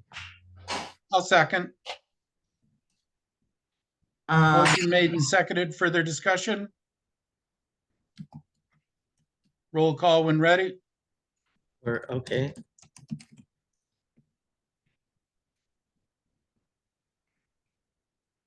This was for discussion purposes, but okay. Yeah, well, it's a motion. It's on the floor. Bennett, I yeah, seconded it. Absent. But okay, Glenn. whatever. Call the vote. I'm sorry. What do we? There was a motion by Heidi. There was a Yes. second. To discuss the newsletter issues. So we have to have some kind of discussion here, but if you don't want to have a discussion, then leave it as it is, but you have to have some kind of discussion because we're not following our policy. Cheryl, did you capture that motion? Could you- Motion by Valmuth to discuss the newsletter issues and possible solutions or resolutions to policy 6 of the Whitewater Township Policy and Procedure Manual. Okay, thank you. So we kind of need to have a discussion because monies were spent and we still don't know where they went or what happened. Heidi, So go ahead. we haven't voted on the motion or second yet. So I just wanted to make sure you weren't entering discussion. I Oh, apologize for the interruption. No worries. Go ahead. Take the vote. I think that's where we're at. Yep. So Don, Guys. has the motion been clarified enough for you, sir? It's Yes. as written on Motion packet. is- The motion is whether there's going to be discussion on the topic or not. Yep. As written on page 67, it looks like. Correct. Okay, roll call when ready. Bennett is absent. Glenn? Yes. Goss, yes. Valmuth? Yes. Pop? Yes, Okay. Sorry on the confusion on my part, That's all folks. right. No, mine's. no, it's good. It's all good. So we have to decide, because we made some errors. We have to decide. What were the errors, Heidi? Please elaborate. Okay, policy says we're not supposed to have a newsletter, and we were putting one out. We didn't have a newsletter. Okay. The we were treasurer's good- office has always put informational things on the back of the tax bill, and that's what they did. No newsletter went out. Okay, but what about all the Newsletter's a ones they separate threw away? document from the tax bill. Okay, but what about all the stuff they threw away? Where'd all the stuff go from the first printing when I walked in here, it was being printed? Do we They throw the pink- reprinted, they had to reprint because the county gave them a last minute correction to something on the taxes. Yeah, it was campaign literature. Okay. that No, was it my was next from the question. county treasurer's office. It didn't have anything to do with campaign literature. Why were there pictures missing on the second printing? I don't know that. All I know is that it would had to be reprinted because of an error on a tax rate on one of the taxing entities that bill in July. Mhm. An error that the county made. Everybody had to reprint their taxes if they had already printed them. Well, we'll fact check this. Feel free. I think you're gonna have to. 'Cause Right. now it's going sideways here. And what so was no done. newsletter went out. The newsletter is a separate document from the tax bill. So the tax bill was not used as a newsletter. The township treasurer's office has always filled the back of the tax bill with information. You've all got your tax bills from previous years. You can look back on them. Well, I have a question was, the information she put out, it was almost like she was advertising a new service. Did the recorder of Yeah, deeds that doesn't do isn't- the job now? That is, they do offer that to taxpayers. They have thwarted some false bogus sales that were about to happen with people who have property that is paid off. And I guess it can happen even if you have a mortgage, but so I'm told. But no, they've thwarted a couple of those. And they offer that to the township taxpayers as a safeguard against having their mortgage or having their home sold without their knowledge. And this has happened. Okay, but the question was, doesn't the recorder of deeds already offer that service? What does that matter? The Well, because if tax we're gonna township offer another taxpayers would service, rather- we should get some township- legal advice before we do it. Can't even but see you, okay. Heidi. Your hair's in your face. So what, Cheryl? No, Who cares? why would they want to call the county when they can call their local township treasurer's office? Not the and question again. Does the Well, recorder of they're deeds they're already entitled- provide this service? They are entitled to offer that service, and they have chosen to offer that service. It really isn't anything that the rest of the board has any say in. If they want to offer that service, they can. I totally disagree. If you It put me brings- at risk, I should vote on it. Brings, So you're putting me at risk. What's at risk? it brings liability onto the township. Oh, no, it doesn't. Well, that's your opinion. Okay, Yes, it is my opinion. Anyways, I- so, one Go ahead. second, Don would like to speak. It's okay. I'll defer if you got a point. Go. no, I'm, Continue. Okay. I guess I view this slightly through a different lens. I do think that public information, is dangerous if it's fractured. Reading through the current P&P policy 6.2, the public information officer, which defines the newsletter, but it talks about preparing public service announcement and media releases on township government events and responding to inquiries by media, and department heads are required to report into the public information officer. And that under the current township that set up, that public information officer falls as the supervisor in the township, if I'm not incorrect.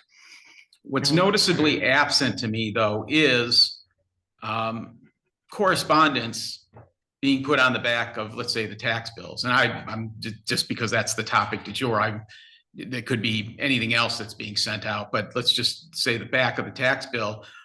That's glaringly missing. But if the public information officer is the person that is wholly accountable for the messaging to be sent to the citizens out of the supervisor's office, shouldn't that type of communication be reviewed and approved by the public information officer before it's sent out?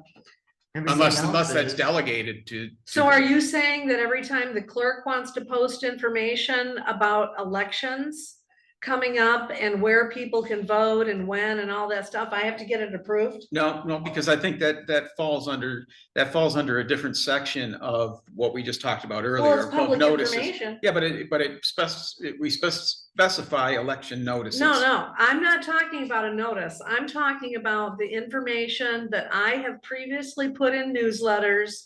That we didn't have a July newsletter, so I wasn't able to put an article in there that I would have put in there, especially in this highly important election year. I wasn't able to put an article out there, but I did put some similar information on the township website. Are you telling, and this isn't in the form of a notice. We have formal notices, and then we have other public information that's not in a formal notice. I'm not going to get approval from the township supervisor to provide information to the public about elections or any other question that they have of the clerk's office. Wouldn't you want somebody to check the the way- work? He doesn't know. I'm an election administrator. He doesn't know whether the information I'm providing is accurate or not. I'm not going to have him critiquing my writing when I know I'm putting out factual information. There's simply no reason. And it's the same with the treasurer's office. They are the ones who are trained and experienced in the roles that they play in the township treasurer's office. And if they want to put out information on the back of the tax bill because it's already a document that's being mailed, there's no extra cost to the township, then they have every right to do that, and they don't have to have it fact-checked or even approved by the supervisor. They just don't. There's no policy that says that, and that would be a ridiculous policy to put into place. And I wasn't. That is interference in the office of another elected official. That's what that is. That's interference. No fact checks. Why are you done? Awesome. I wasn't Say whatever you want. not advocating that that's what happened. I was asking a question. Where do some of these things fall in? Because I do not believe that I believe that the way this section 6.2 is written, that if information is going into the newsletter, then that is the public information officer's right to review and approve that. And there was no newsletter. I get that. Are we talking about newsletters or are we talking about the tax bills? Well, first of all, I started talking about the newsletters. Mm-hmm. I referenced the tax bill, questioning whether or not that fell under a newsletter type of format. You bring up a completely different animal, and I agree with your position. I'm not saying that you putting out election notices. I wonder if that falls under a different section that doesn't necessarily correlate to this because it falls under the duties of the clerk's office. That's right. I'm not questioning that, Cheryl. I'm Okay, saying that good. there are things out there that are not, that I'm gonna, for lack of a better word, are freelanced a little bit. I don't know that the treasurer, like the clerk's office, has an inherent right to just say that we're gonna put things on the back of the tax. I think there's some statutory Sure obligations do. to do. Well, They have statutory obligations too. And To publish they that type of also, they information? are public servants. Mhm. And they provide services to the public, as we all do. And so if they have a topic on which they want to let the public know that they are providing this service, then they are entitled to do that. And I agree that the policy says that the supervisor is supposed to produce the newsletter. To date, he's never produced one. You know, it's gonna be a moot point because this board isn't going to be putting out any more newsletters. The next newsletter would go out with the December tax bills, which will not be done by anyone on the current board. You don't know that we're not gonna put out a newsletter. You don't know that at all. You know why? Because it's not your responsibility. Well, Well, good point. I haven't seen you do one yet. and I haven't seen much factual information from And you either. also, we do know, that the supervisor has put out non-factual material in his newsletter articles. So you want to start talking about factual material. We could go back and fact check a few things there, but going forward, I don't know. What are you asking, Heidi? We've discussed it. Is there another motion? Well, the problem here, Cheryl, is we're putting out information and this is as bad as you could put whatever you wanted. You could literally put that we're having X-rated movies now at the board meeting. Come on down and see it. And nobody would fact check that. Nobody would look at it. It would just show up in somebody's mail. Because that's what you're giving the treasurer now, or anybody else who wants to put something on the back of the taxes. You're not checks and balancing. Again, Nobody's reading The it. current treasurer's office is not going to be putting out another tax bill. That's going to be the responsibility 100% of whoever the new treasurer is. So, and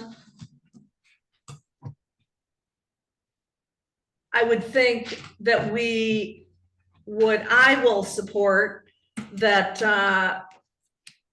the new treasurer, whoever it is, has a right to put the information that they want to on the back of the December 1st tax bills. Yep. So I'm not gonna sit here and try and tell the next treasurer what they can and can't put on the back of the next tax bill. So, Well, I guess this is I a find mute this a point. complete waste of time, but you Well- got, I mean, right now, is there there's no motion on the table Hey, Ron, to do I'll just take- anything, I'll so I'll just endless let it rest. discussion doesn't accomplish anything. Is there going to be some action taken here? Well, Yes, he wants If to not, we take any move on to action. the next agenda Cheryl, item. You don't think that? I've not had the opportunity to speak on this topic ahead, yet. I don't need your permission, nor do I need the clerk's permission to do that.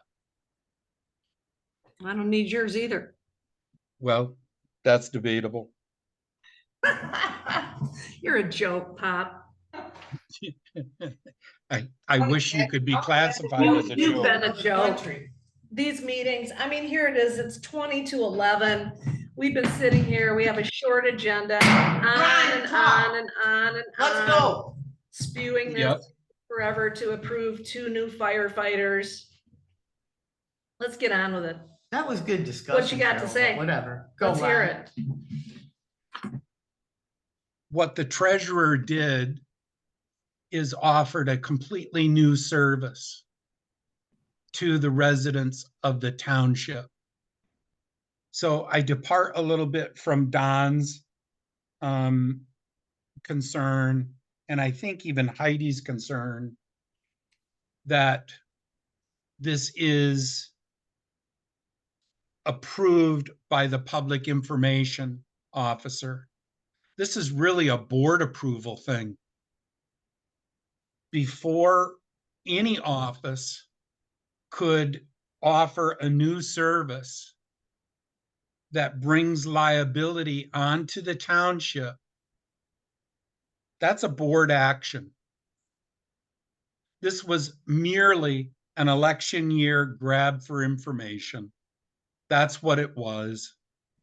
And quite frankly, that's what the county saw too. So No, they that's didn't. my They didn't comment. respond. And They so didn't respond. They the didn't care. motion that I would set for is that we do not offer this service because it's a duplicate to what the county offers. So the Register of Deeds at the county has access to the information. We don't. We don't have access to that information until we get a transfer affidavit. By that time, the deed's already in place. So the right place to do this is at the Register of Deeds, not the township. So until purchasers and sellers conduct their transactions at the township, there's nothing that we can do. So I think that concludes our discussion on this item, unless somebody else has something to say. Do we need to make a clarification that you have to go through the recorder of deeds instead of the township treasurer? Or no? Well, my motion is to bring this back as a business item, especially when the treasurer can be present. So my motion is to bring this particular business item back on next month's agenda. That's my motion. I'll second it because I'd like to get the county's response. So I'll second it. Motion made and seconded. Further discussion? Roll call when ready.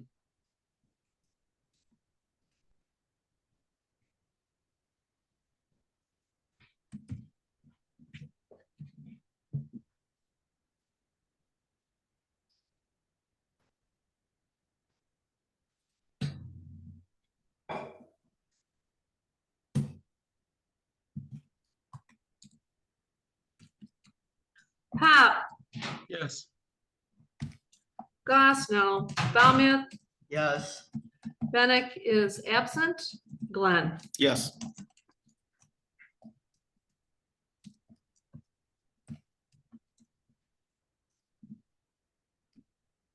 Heidi, Hmm? if you could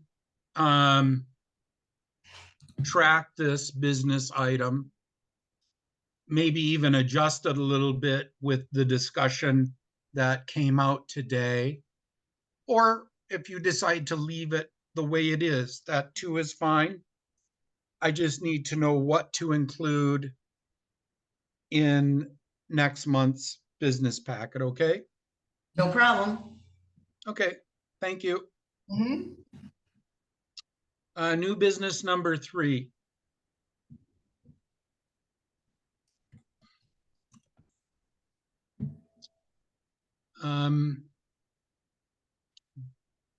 Deb, I thought I saw the back of your head. Are you in the township hall? Yes, she is. And so I don't necessarily see a motion here, other than you wanted this to be brought forth to the board.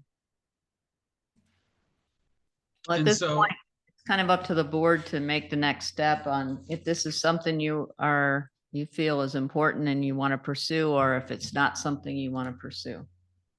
Okay, and by pursue, can we specifically drill down to step number 4 in the Whitewater Township Code Enforcement Manual?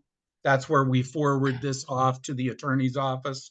Is that the idea that I get from your? If that's what you want me to, if that's the next step, yes, but it would take board approval to do that. Right, As- okay. I'm sorry, I didn't mean to cut you off. Please finish. As an amendment to, I mean, my report is as of July 27th.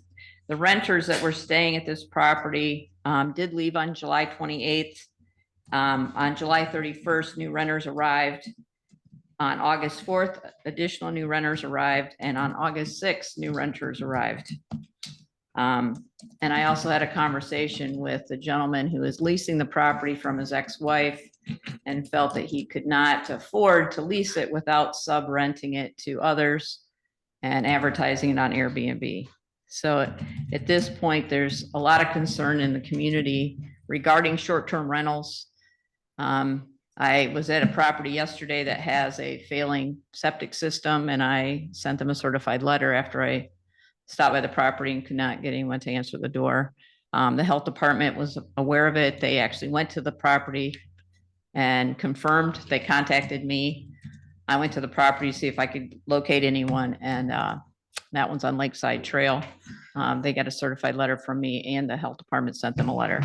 So there's several of these in the community, and so this is kind of, we want to see where the board wants to pursue these situations, or if, because there is nothing in the ordinance that says short-term rentals are allowed.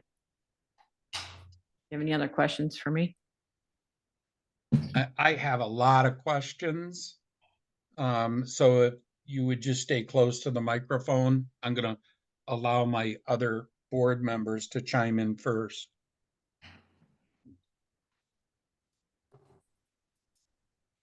Go ahead if you want. So I'll make a motion to send this particular parcel 28-13-115-009-00, AKA 9276 Elk Lake Trail, Williamsburg, Michigan, 49690, to legal for the next code enforcement step. That's my motion. I'll second it. Motion made and seconded. Further discussion.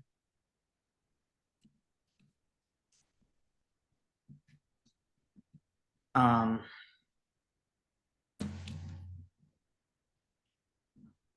covered with our, I asked about the legal on the website. And I'm reading the code enforcement policy now for like the 4th time. Are we covering all our bases here, or have we left something uncovered? As far as you can see. So I would like to respond to that, if I may, Heidi. Go ahead. Deb, what I'm about to say could be considered offensive. I do apologize. But in the supportive documents, page number 1 of 19, can everyone open up that file? Let me know when you're there. Of the, which Debs or the enforcement policy? I'm sorry. Yeah, so it would be Deb's supportive documents, and the link to that would be found on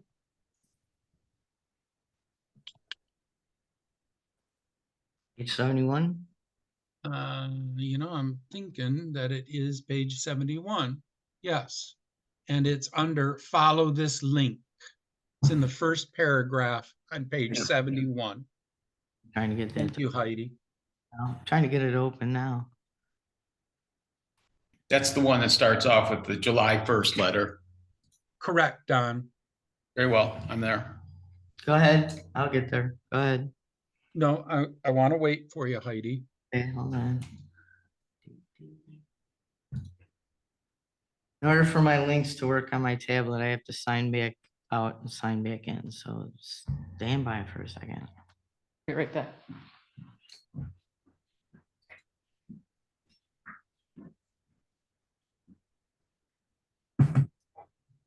Deb went to get something. She'll be right back. I'm ready to go.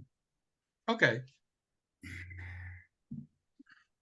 So in the first paragraph on page 1, Deb indicates that the Whitewater Township zoning ordinance does not permit the short-term rental of a dwelling less than 30 days in any of our zoning districts. That's not true. We do allow bed and breakfast establishments in our agricultural district. And that is considered a short-term rental.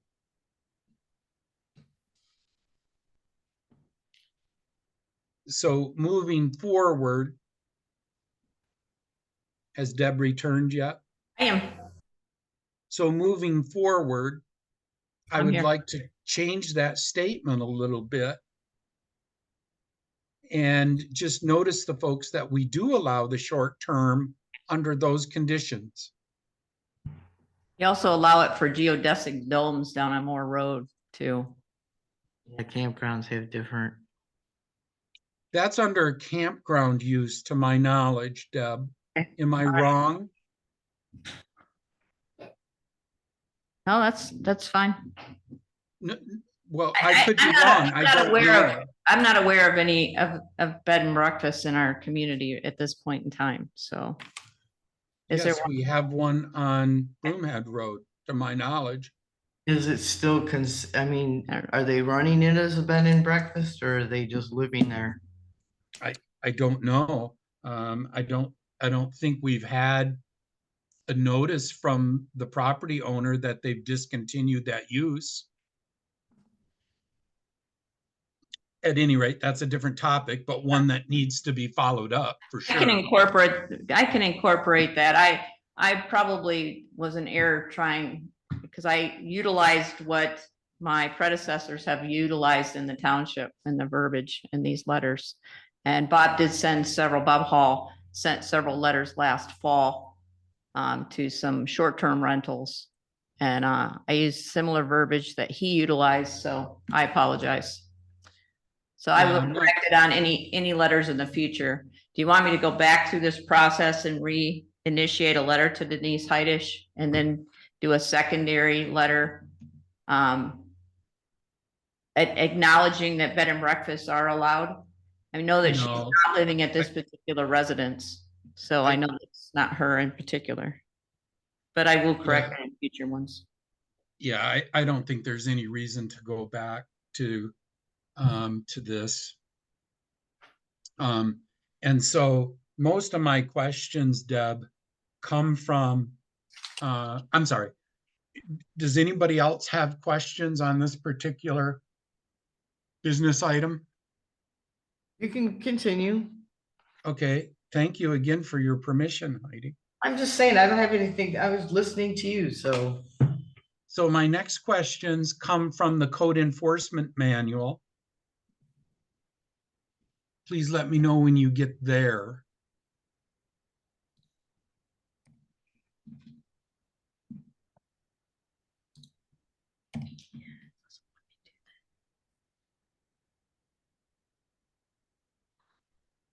Which section in the code enforcement manual? I'm on page 1 right now, Don, provision number 4. Priorities? Sir.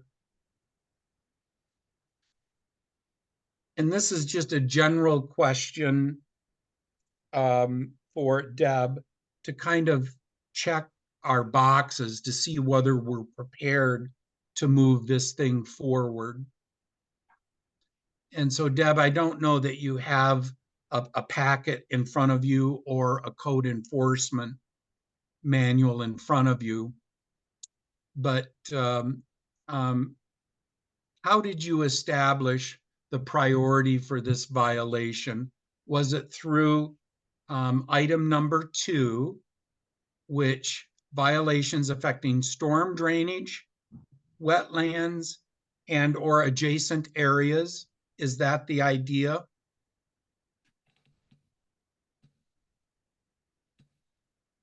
No,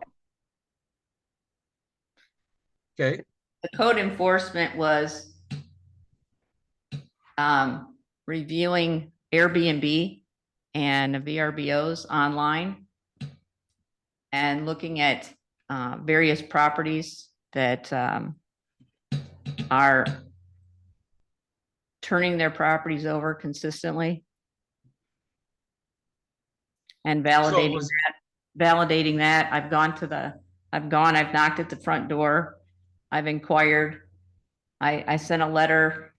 This particular homeowner actually sent me an email included in your package saying that she does rent, but she only does it for 28 days.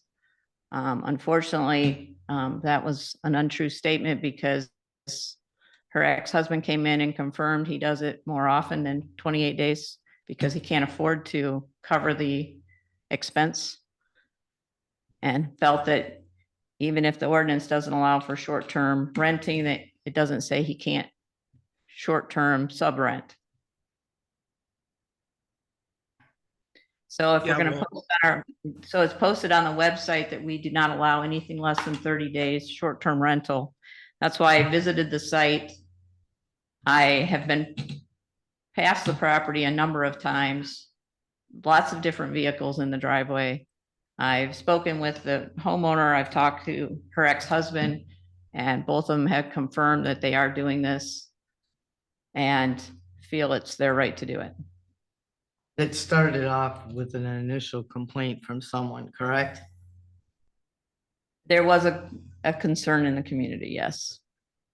Anonymous concern in the community. And that's allowable. It's allowable. Yeah, and so my next series of questions is in provision number 8 of the code enforcement manual.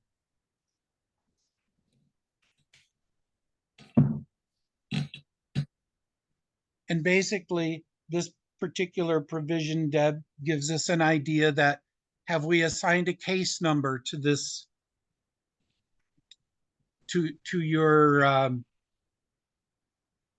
work, I guess we'll call it, to this violation. Report. Is it item number 7 or 8 on my report? Okay, I don't have it. I don't have my zoning report. in no, front- that's fine, that's fine. On my nuisance complaint report Okay. at the very And bottom. so the rest of those items, complaints, name and telephone number, you've obviously been in communication with them, so you have that. You have the subject address and the type of complaint. It's actually complaint number 4. Okay, Yes. Yes, and I have been in contact with them. and you have all of this stuff in writing. I included all of the information in my package. Okay. And the next question is under provision 9, investigation.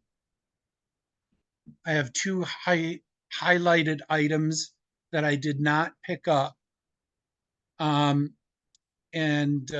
This is my interpretation of item C.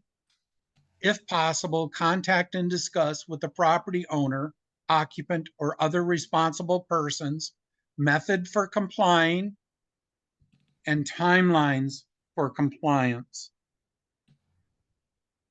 Because the use is not allowed, there really is no method for complying.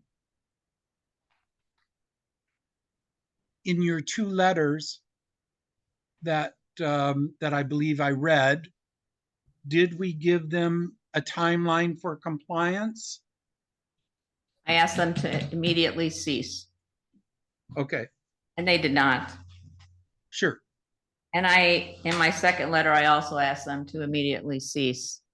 And they continued to advertise and continued to have renters come in. As Okay. well as the property owner, she and I did have a discussion on the phone. She asked to have everything done in writing. And then, and she put it in writing that she was renting. And her ex-husband came in, I believe he spoke with Ardella Bennett on a Wednesday about a week and a half ago. And then he came in and met with me on the following day for about 45 minutes. Okay. The other concern I had under the same provision is you've obviously done a fair amount of picture collection. And so I just wanted to make sure that this was done from either the right of way or from property where permission to enter has been granted. It may And have that- been taken from the neighboring property or from the right of way. Or Okay. if I pulled up to the house, I think I took a photo of it when I've gone to the front door. And there's been days when I've gone and there's been no one home. Sure. I try to leave a business card asking the property owner to call me. But I'd like to acknowledge that I did stop by. I don't go to anything else but to the front door, which is my right as a zoning administrator, that I am allowed to go to the front door, knock, ask for the property owner. And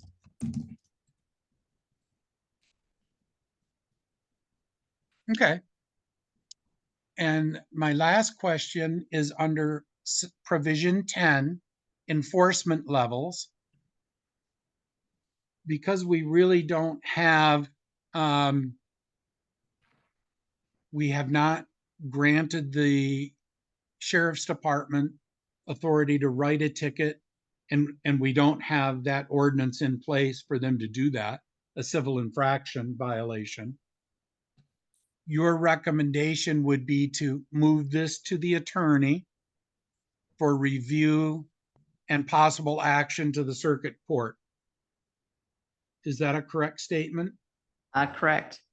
That's Okay. not where misdemeanors start. Currently Misdemeanors don't go to Township. circuit court. your township does not offer any type of municipal civil infraction. So it's whatever the attorney is going to recommend. Yeah, and our ordinance says circuit court, Cheryl. So if our ordinance is wrong, then the attorney will have to advise us on that. Well, I'm sure he will, because a misdemeanor, circuit courts don't handle misdemeanors. That's district court. And the ordinance penalty provision calls for any violation for the offending party to be charged with a misdemeanor. That is district court only. Circuit courts handle felonies. What ordinance indicates misdemeanor? Ordinance. Our zoning I'm sorry? ordinance prescribes that a violation, the penalty for a violation is a misdemeanor.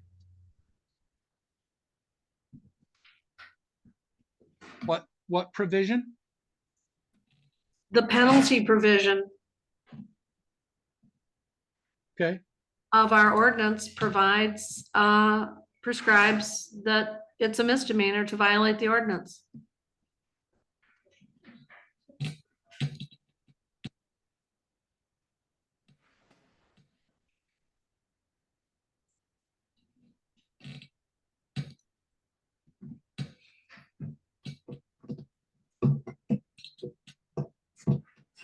But the attorney can explain that to you.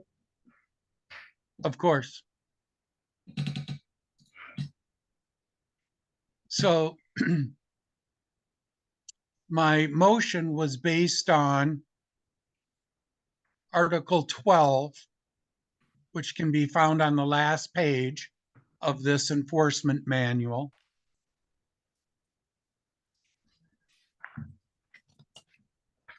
Specifically, well, it's all one sentence, but the second part of the sentence where we would forward this to legal counsel for further action through the Grand Traverse Circuit Court. We're now maybe learning that this would be a different body.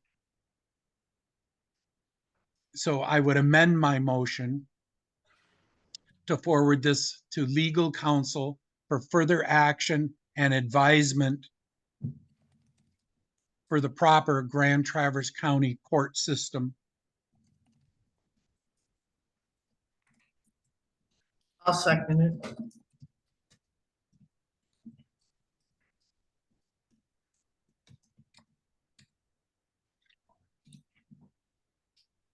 So motion made and seconded there. I guess I withdraw my first, well, it's just an amendment of the first motion. Article 21, violations. Any person who shall violate any provision of this ordinance in any particular, or who fails to comply with any of the regulatory measures or conditions of the Board of Appeals adopted pursuant hereto, shall, upon conviction thereof, be fined not to exceed $100, or may be imprisoned not to exceed 90 days, or may be both fined and imprisoned in the discretion of the court, and each day such violation continues shall be deemed a separate offense. That's a misdemeanor. That's regarding zoning ordinances that are approved and on the books, and this is an ordinance that's We're on your talking about the website. zoning ordinance. But short-term rentals, can you cite in the zoning ordinance where it says there are no short-term rentals? Or what I think I've made this point numerous times. then don't feel the need to do it again. The point is, the ordinance, as I'm told, doesn't allow short-term rentals. So they're not a permitted use, so they are not allowed. So they would be you're saying that they're a violation of the ordinance, and I'm simply telling you what the penalty is for a violation of the ordinance. And it's not to go to circuit court. A 90-day misdemeanor, that 90-day, that's a misdemeanor. So that would start in district court. Okay. Once So- again, the attorney can school you on that. It's per the township code enforcement policy, is what my letter states. Just to clarify. Exactly. But And- they are going to charge the person with a violation of the ordinance that they have violated, allegedly, is the zoning ordinance. I don't care what the code enforcement policy says. The code enforcement policy is not a law. The zoning ordinance is the law. And Deb, you were right to follow the code enforcement policy.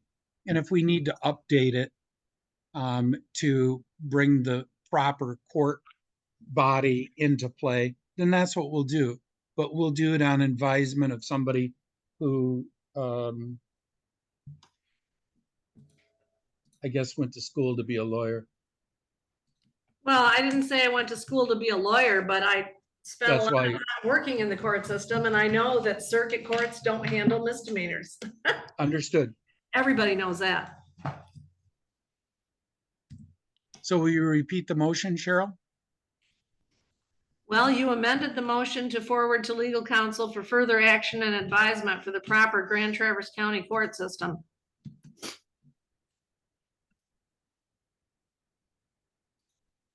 I thought you amended it to send it to. Okay.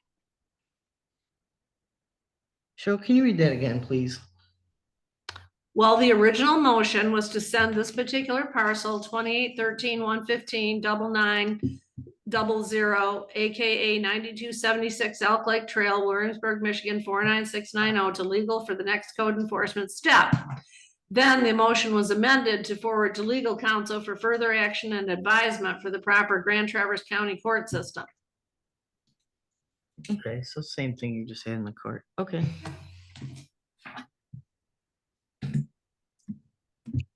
Don, what are your thoughts on this?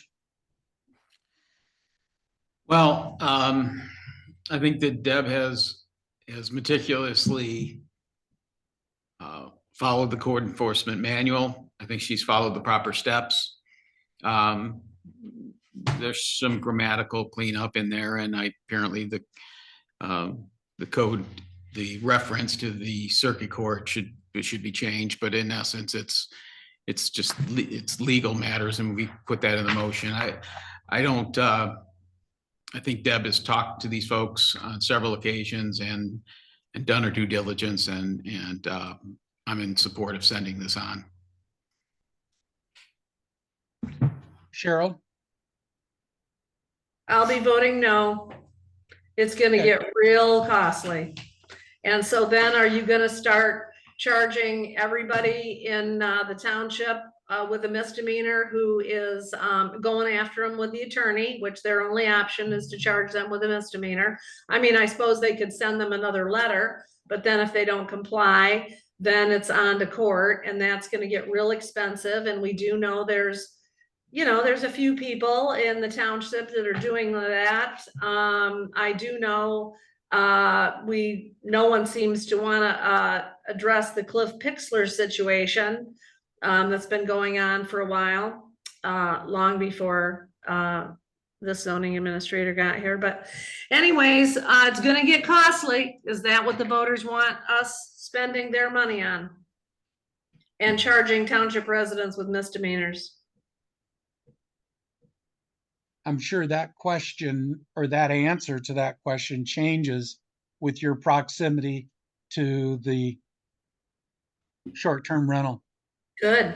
I also know that one of the people who apparently is one of the anonymous complaints on this matter called Della and asked how they can rescind their complaint. They no longer, after understanding the entire situation, they no longer want to, and I don't know if this will require testimony of people. It will at least require the testimony of the zoning administrator. So I don't know if it'll require, it's up to the judge whether the burden of proof has been met or not. Right. And because this is our first time through it, I'm sure that we'll have, a process laid out for us by the attorney of what that might look like, as far as who needs to testify, so on and so forth. I find it odd that this person has called to withdraw their objection, but didn't contact the right person. I guess they called a couple times. Yeah, Don't know. interesting. I don't know. Hearsay. Yeah. Lots of things happen that the clerk knows about and talks about that, gee, there just is no evidence to support. But again, Same with everything you say, Pop. yep, Okay, now I have some questions, okay. if you're done. In the zoning ordinance, we have definitions. Our bed and breakfast is defined, but our short-term rental isn't.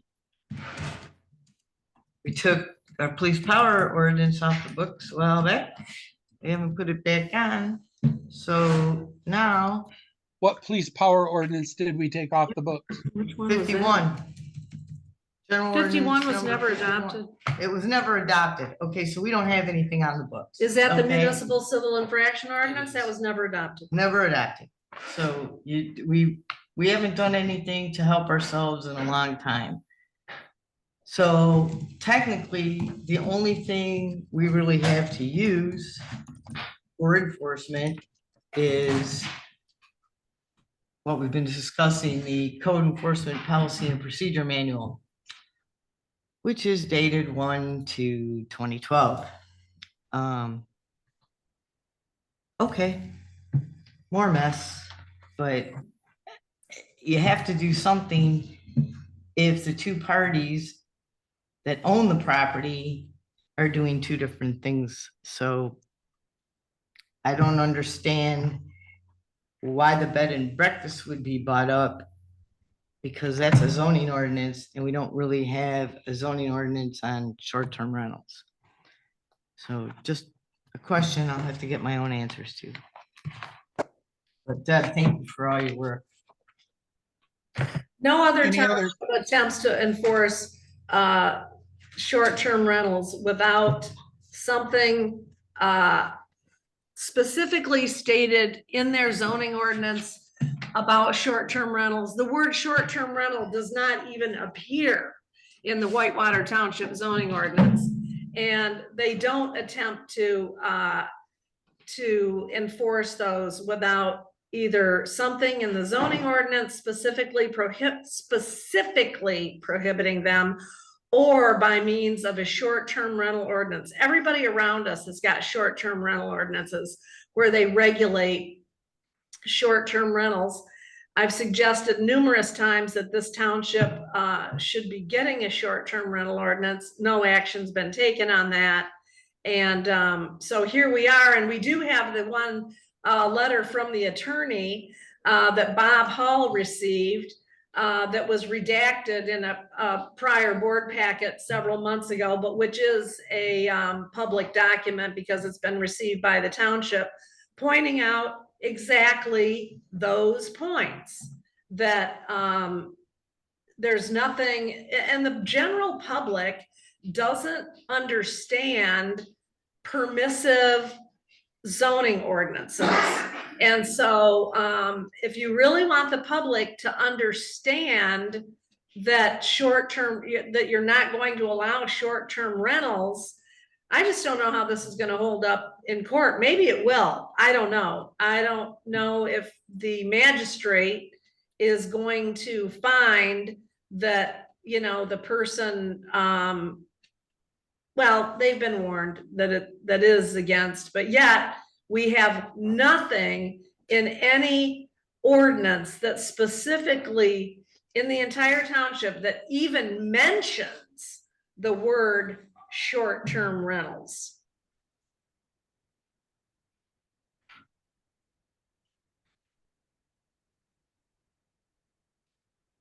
You have any other questions for me? I do not. Thank you. I'm ready to vote. Same here. Roll call when ready. Glenn, Yes. Pop, Yes. Bennett is absent. Goss, no. Valmuth, Yes.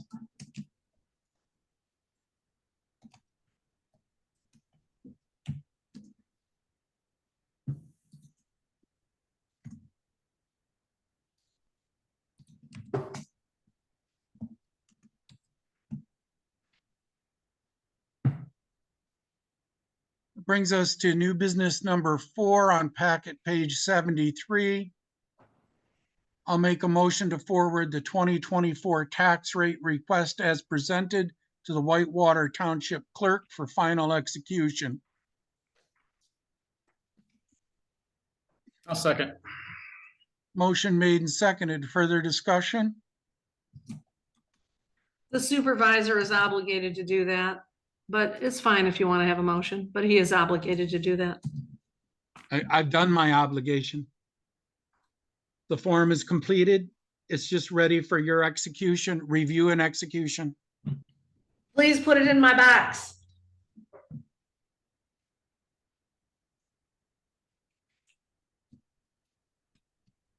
Roll call when ready.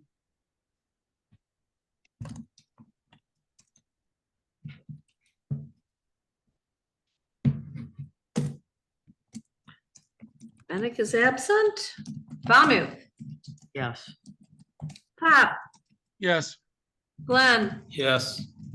Goss, yes. Motion 2, motion requesting the clerk provide all Whitewater Township board members with a final fully executed copy of the 2024 tax rate request by September 30th, 2024. I'll second it. Motion made and seconded. Further discussion?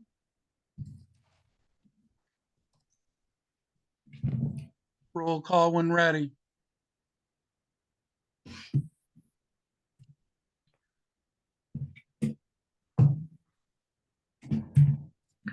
Pop, Yes. Bennett is absent. Valmuth, Yes. Goss, yes. Glenn, Yes. no Moving problem. on. Treasurer always gets it. I can just add a couple more CCs.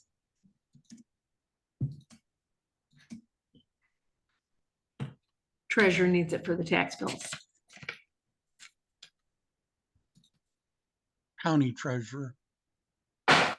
Actually, the county treasurer is not on the form distribution, It goes to the county clerk's office and equalization.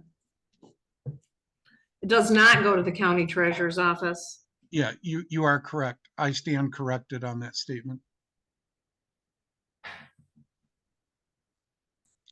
New business number 5. Motion can be found on packet page 75. Motion to amend the Whitewater Township Administrative Policy and Procedure Manual by adding section 6.8 to read as follows. Section 6.8, Township Website. The Whitewater Township Board is responsible to operate and maintain a township webpage to enhance communications with the public. By majority vote, the board may delegate, add, or delete township staff and or third-party vendors to assist them in completing this task. A list of those persons shall be evaluated annually by the board and displayed below the link to the township privacy and security policy on the home page. Initially, the township clerk, supervisor, treasurer, zoning administrator, and recording secretary shall have programming access to the entire site, including the Gmail account to the homepage calendar widget is linked to. Use of the web page is reserved for official township government business only. Other public information must be approved by the public information officer before being published to the web page. The board reserves the right to reject publishing any information it deems inappropriate to the website. That's the motion. I'll second. Motion made and seconded. Further discussion? Just so I'm clear, and I'm looking at the right part of the manual, this is a brand new section being added after 6.7, correct? It is. Okay, I just wanted to double check that. I didn't have antiquated data and this was something that was being modified. And pursuant to earlier discussions, I think I would like to amend my motion to delete the sentence in the last paragraph. Other public information must be approved by the public information officer before publishing to the web page. I will rescind my original second and second the amended. Well, hang on a minute. Okay, So I want to make sure that the definition of official township government business is clear. So we don't go posting advertisements for local businesses. Matter of fact, I came across a couple of sections, one section in particular, that were in violation by allowing the Little League team to advertise on township property.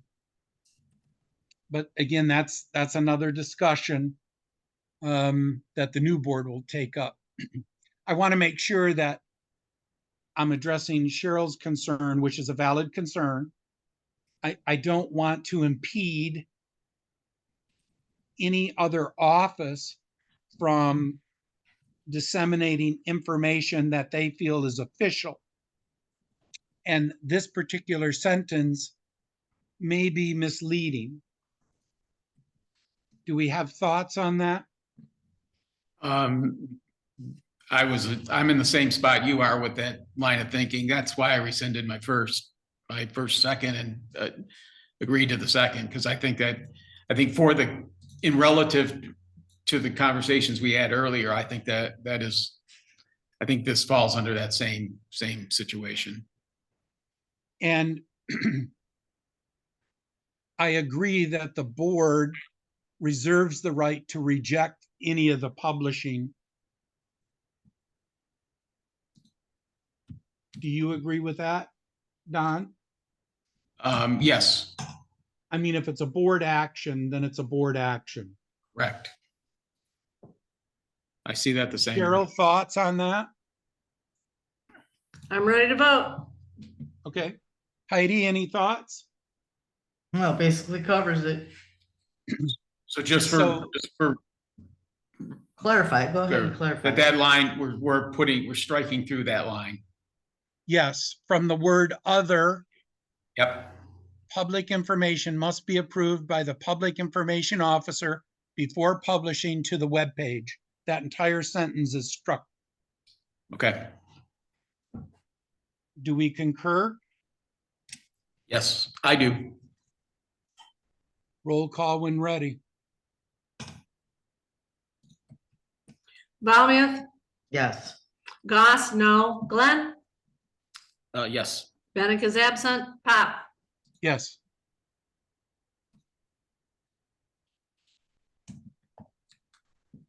So I will update the policy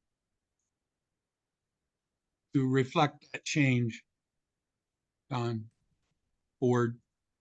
Yep. Thank you.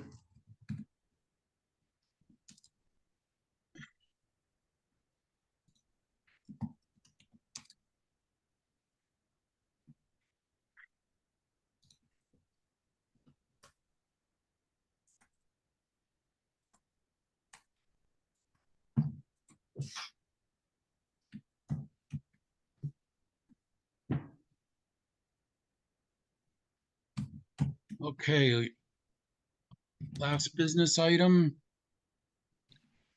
It was really hard. What seemed to be a simple request to get a damn key, involves a lot of sections of our policy, but it is what it is. Reminds you of the zoning ordinances, doesn't it? Oh, yes.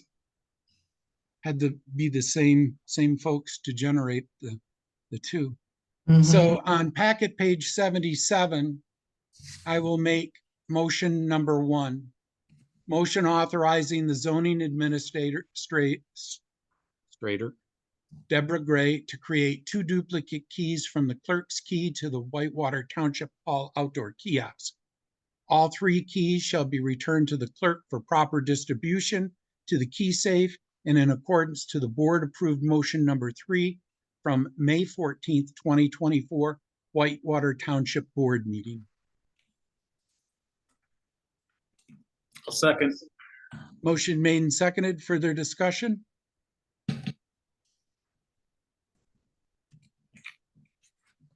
Roll call when ready.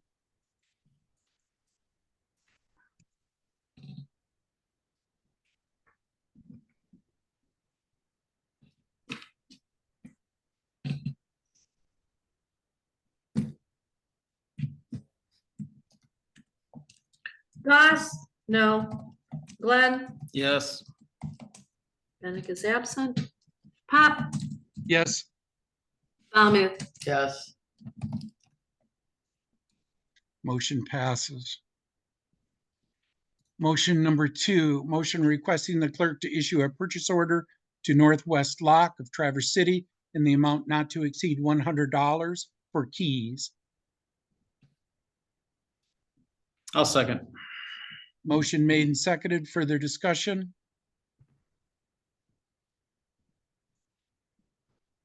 Roll call when ready.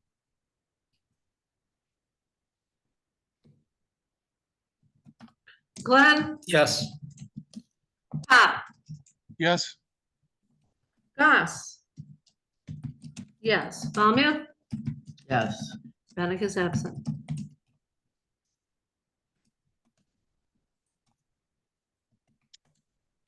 Motion number 3, motion directing the clerk to provide the supervisor's office with access to the key safe. I'll second that. Motion made and seconded. Further discussion? Roll call when ready.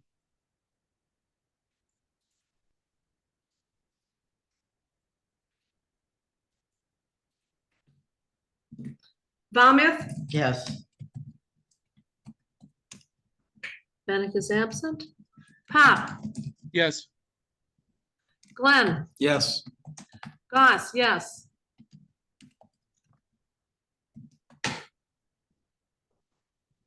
Motion number 4.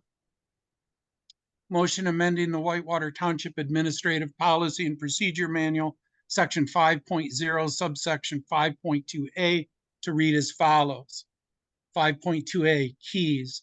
The following positions are authorized to receive a key to the main township hall door: supervisor, clerk, treasurer, trustees, deputy clerk, deputy treasurer, planning commission chair, zoning board of appeals chair, planning and zoning administrator, assessor, fire department chief, deleting those items in red, park and recreation manager, and cleaning person.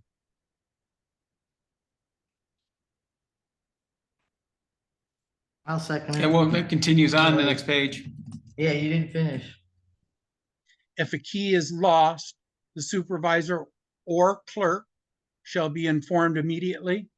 A replacement key shall be issued if the supervisor or clerk had reason to believe that the missing key may be used for unauthorized entry.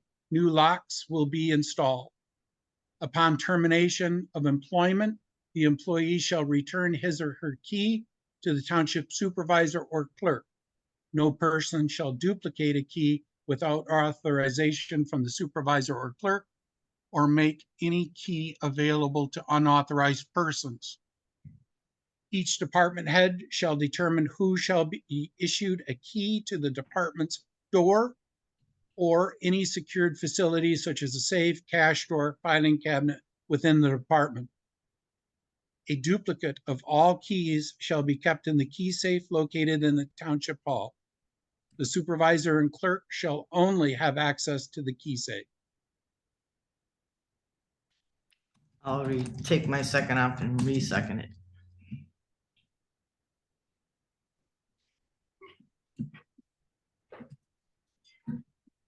Motion made and seconded. Further discussion?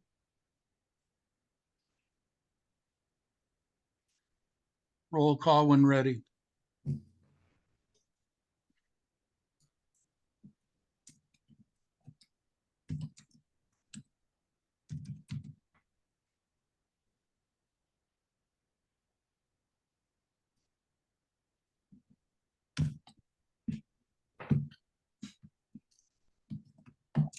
Goss. No. Valmuth, Yes. Glenn, Yes. Pop, Yes. Bennett is absent.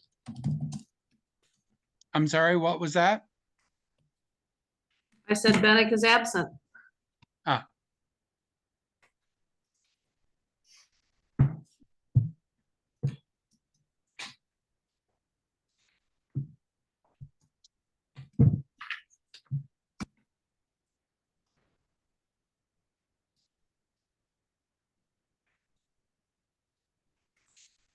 That brings us to the end of the business item, and for some reason, the last of the agenda did not.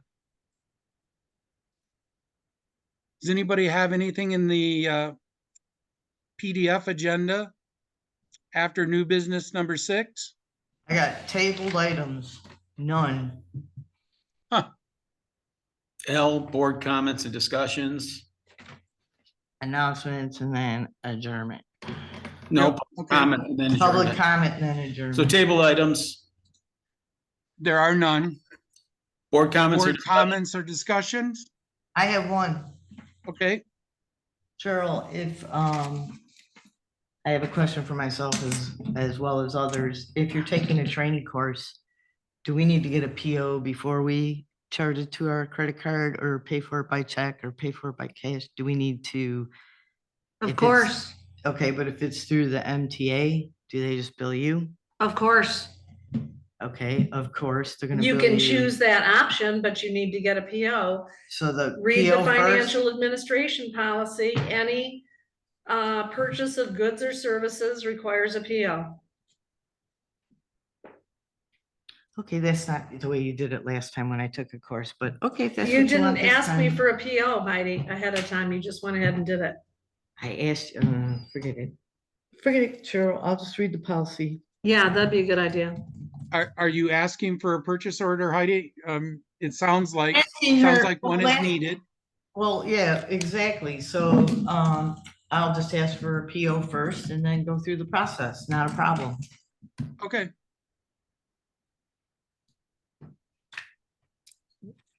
Any other board comments or discussion? Next regular township board meeting, September 10th, 2024 at 9 a.m. Public comment. Do I have any public comment out in Zoom land? Please use the raise your hand function. Do we have anyone in Township Hall that would like to make a public comment? Township Hall is empty, Ron.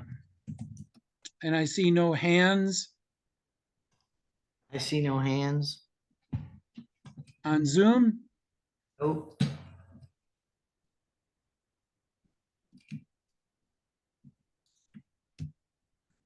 Make a motion to adjourn the meeting at 11:35 a.m. I'll second. Motion made and seconded. Further discussion? Roll call when ready.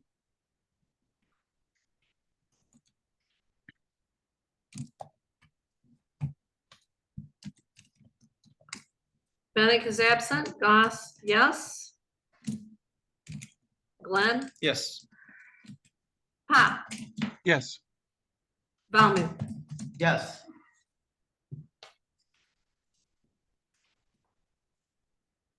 Thank you all. Thank you, sir. Thank you, Heidi. I appreciate you sticking with it this morning. Oh, just trying. I'll try anything more than once. Yeah. All right. Have a good day, folks. Thanks. Bye.